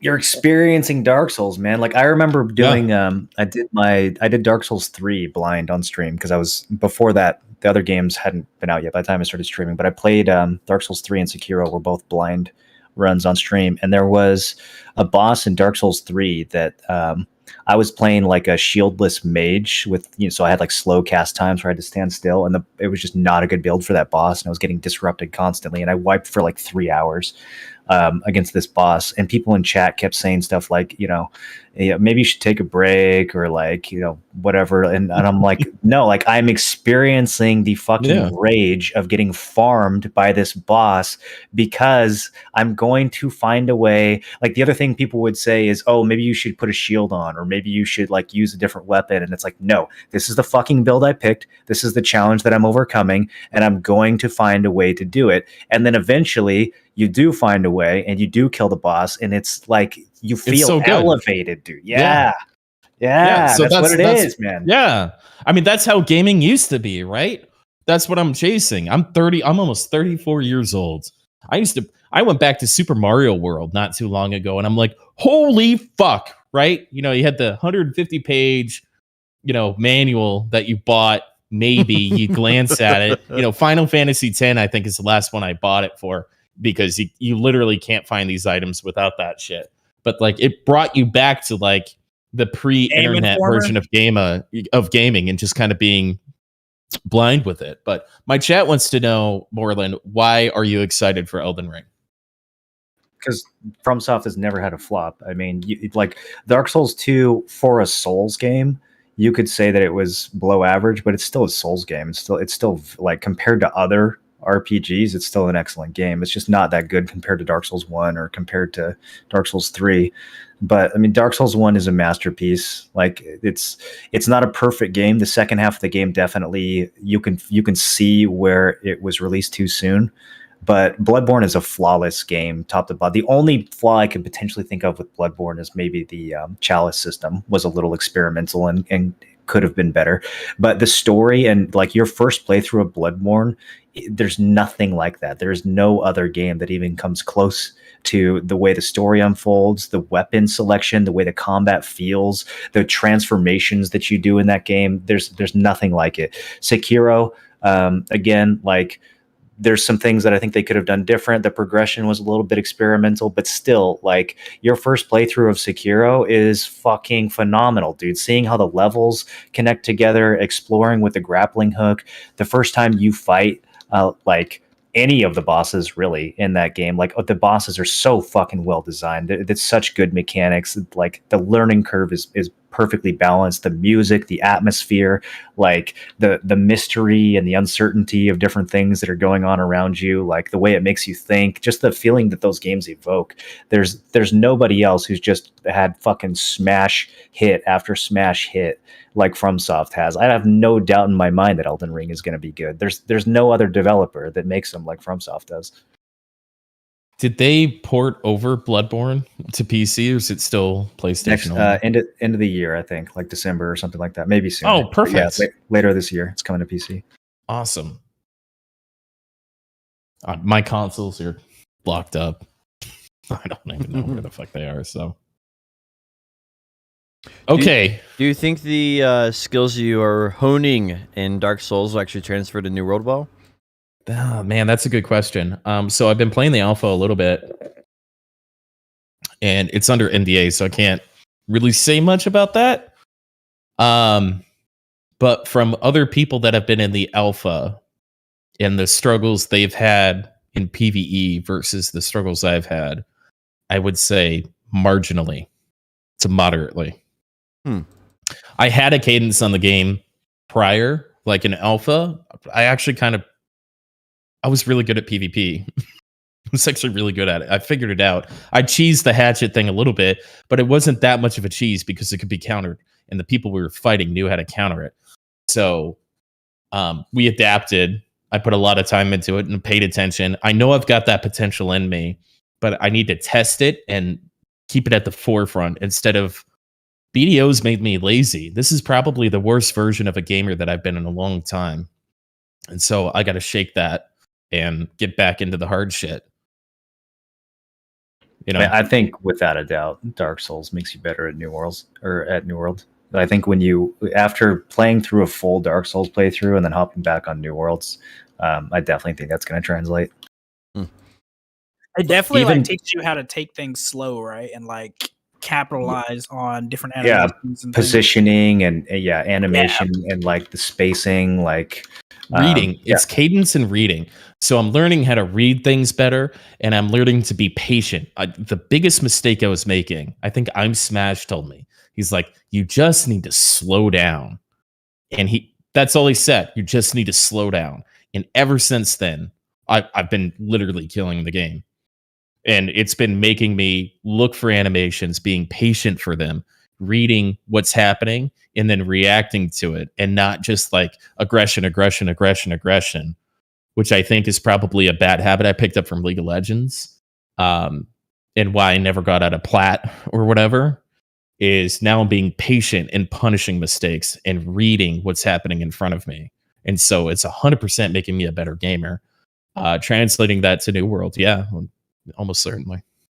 Even just your first Dark Souls playthrough compared to your second one, it's crazy how different the game is going to feel. Like there's going to be, like even if you do a completely different build and the animations are completely different, like the game will just fundamentally feel so much easier to you. Like things will click in your brain that made no sense to you the first time around.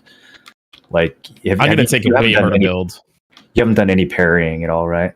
I did when I had in the very beginning, on the easy mobs or whatever. And it was cool, but then I decided just to go two-hand, not crutch the shield, because I felt like the bigger mobs would just like chew through it anyway. So I just put it on my back as part of my armor. I remember how weird parrying and backstabbing felt in that game when I first started playing it. And now backstabbing took me forever. Yeah, now it's just complete second nature. Like I don't even have to look at the screen. Like I know exactly where the cutoffs are and, like what I can get away with and whether or not that swing is going to catch me before I can pivot enough to be behind them, or what portion of the swing I can cancel with the backstab animation. Like all that stuff is just, you do it enough and it literally just gets, you don't even have to think about it. Yeah, I'm not quite there yet, but I'm trying to figure out what size the mob has to be for me to backstab it. And I'm realizing that one of the main advantages of backstabbing is the iframe that you get for it. So, all this stuff it's just good. It's good to have in the back of your mind so you can recognize it in other games and other situations. So, dude, you're making me want to play through it again. I can't. I figured I'd do that on PC. Well, my Deathless run was inspired by the last time you tried Dark Souls. That's what got me like pulled back in to begin with. I was like, fuck, I need to set up a new challenge for myself and play Dark Souls again. Now that I'm playing this, your Deathless run should have been cut up and put on fucking YouTube, man. I have everything to do that. I just need to string it all together. I have all the clips of all the deaths and stuff. Bro, I can't believe you went through that and didn't die. I'm thinking about almost every 15 minutes, I'm thinking, Moreland got through this without dying. Moreland got through all of this without dying. Moreland got through all of this without dying. Even with the knowledge of where to go, win, and all that kind of stuff. He still got through this situation without dying. There's people who play the whole game without even getting hit. Yeah, back-to-back unhit run. Not hit run, whatever you want to call it. But they also spend like 10,000 hours practicing, so, I think it'd be interesting to... I can't do like unhittable or deathless or something like that, but if you want to come up with like a weird...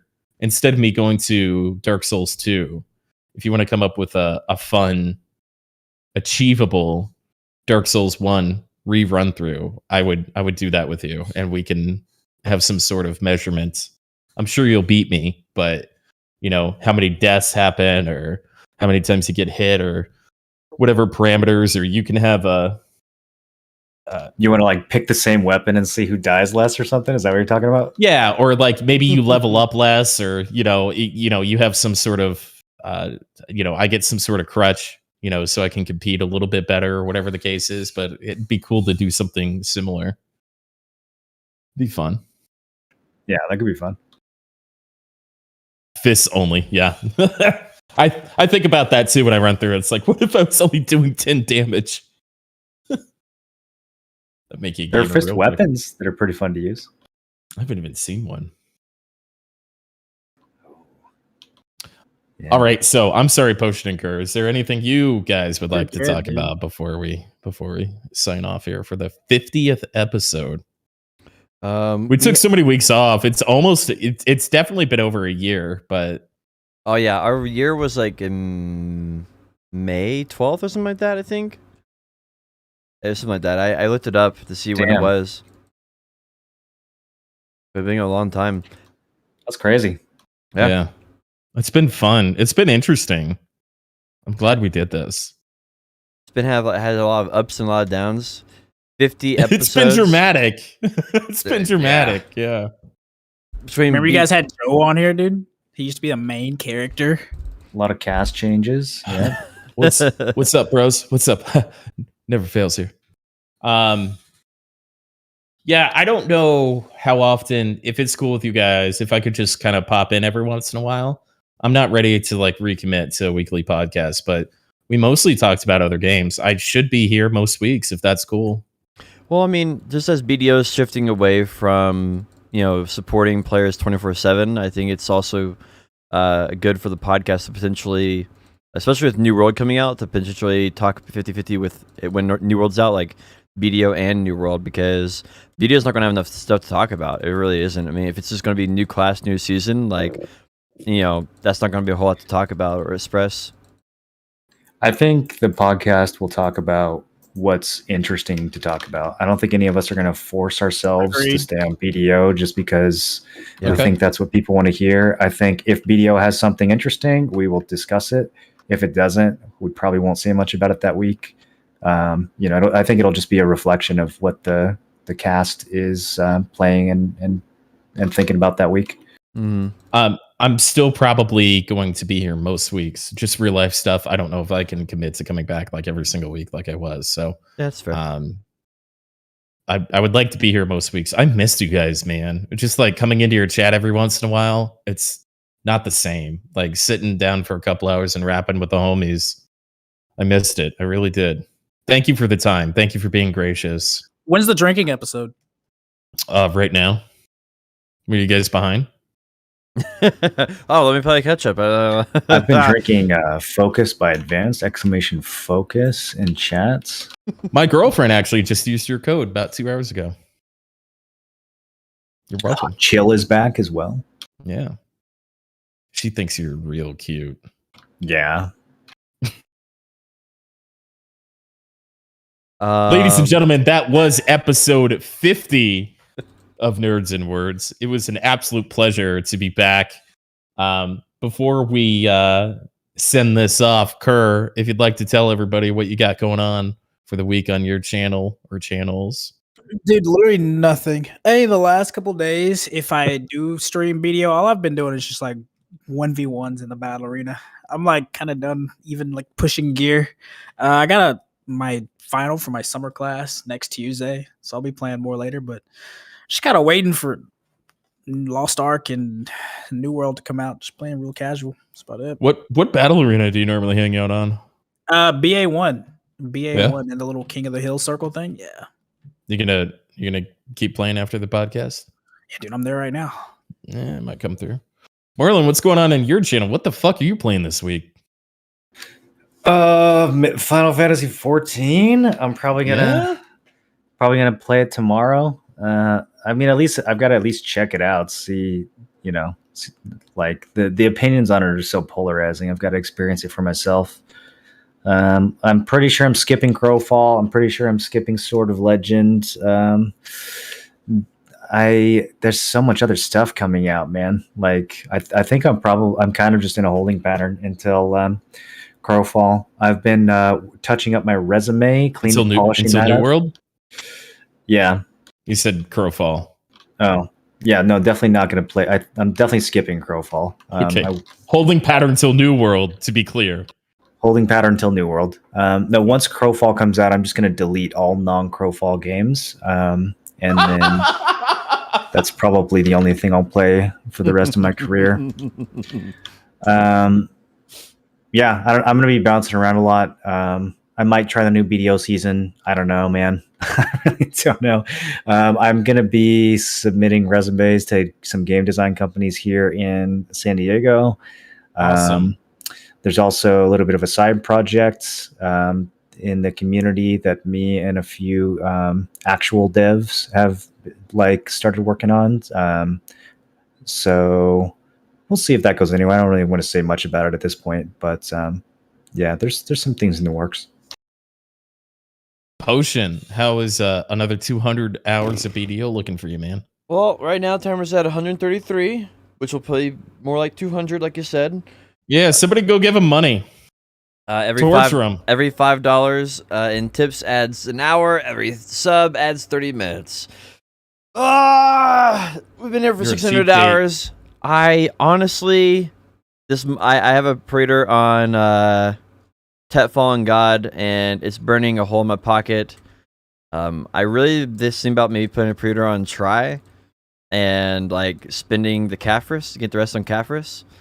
Or I could just take down the Praetor and him get full C20 and everything but my chest. That'd be their option. I don't know. I at this point, like, I'm kind of a simp with Kerr at this point. I don't really have anything. I'm currently setting goals for the sake of setting goals, and not really. I don't know. Not really any drive behind it aside from just having something to do in BDO. So looking forward to New World, and I'll probably be playing the new class when it comes out. I'm currently 87.9% on my lawn, so we'll be getting 64 lawn here probably tomorrow or next day. And so I don't know, just doing things in BDOs for the sake of doing them, waiting for New World. Obviously, still enjoy the combat in BDO, and that's really enjoyable. But as far as the drive to get gear for content in BDO, that's kind of gone. But I've been enjoying it. That's basically what I'm going to be doing this week. 64 lawn and pilling around. Maybe push 600 energy. I don't know. Let me ask you one more question before we call it a podcast. Out of 500 or 600 hours of streaming in a row, what is the question that you're either asked the most or the one that annoys you the most? Hunter Juju got banned?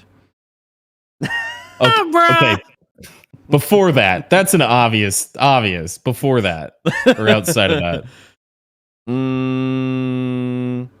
I can get a free pink crescent.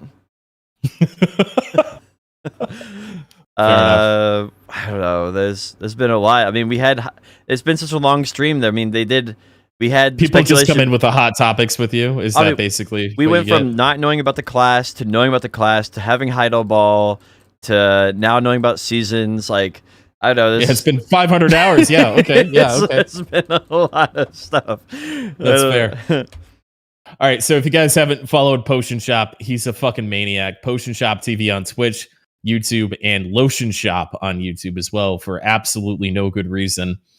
Tim Allen 1337 is back to BDO. I'm back in Aftershock, but Aftershock and BDO is not back. But we are going to go hard in New World. We were a major force in the alpha of New World, Ascara, and we need about 50 more recruits. So if you guys have no life, can tell the girlfriend or boyfriend no, and take some time off work or whatever the case is to grind up and be one of the best players on the server that we pick.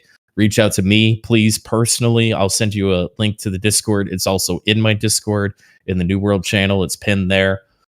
We need some God gamers, people that want to be really good at this and kind of not start with any sort of fat. For me, I'm going to be doing BDO things that have nothing to do with grinding out gear, which is going to be almost exclusively PvP. And if I PvE, I'm just going to gamble it away. So come through, say hi, all that kind of stuff. On behalf of Kerr, Moreland TV, Potion Shop TV, this was episode 50. Thank you so much, everybody who's been listening, watching, supporting, criticizing, all of you guys. Thank you. Thank you. Thank you. We're normally live Friday, 3 p.m. Eastern. That's 12 Pacific. But sometimes it's sometime different. So make sure you follow us on Twitch or Potion Shop's YouTube, and you can also find us on Spotify under Nerds and Words. This was episode Peace. 50. I'm Tim Allen 1337. Have an excellent weekend and a blessed Friday, and we'll catch you next week.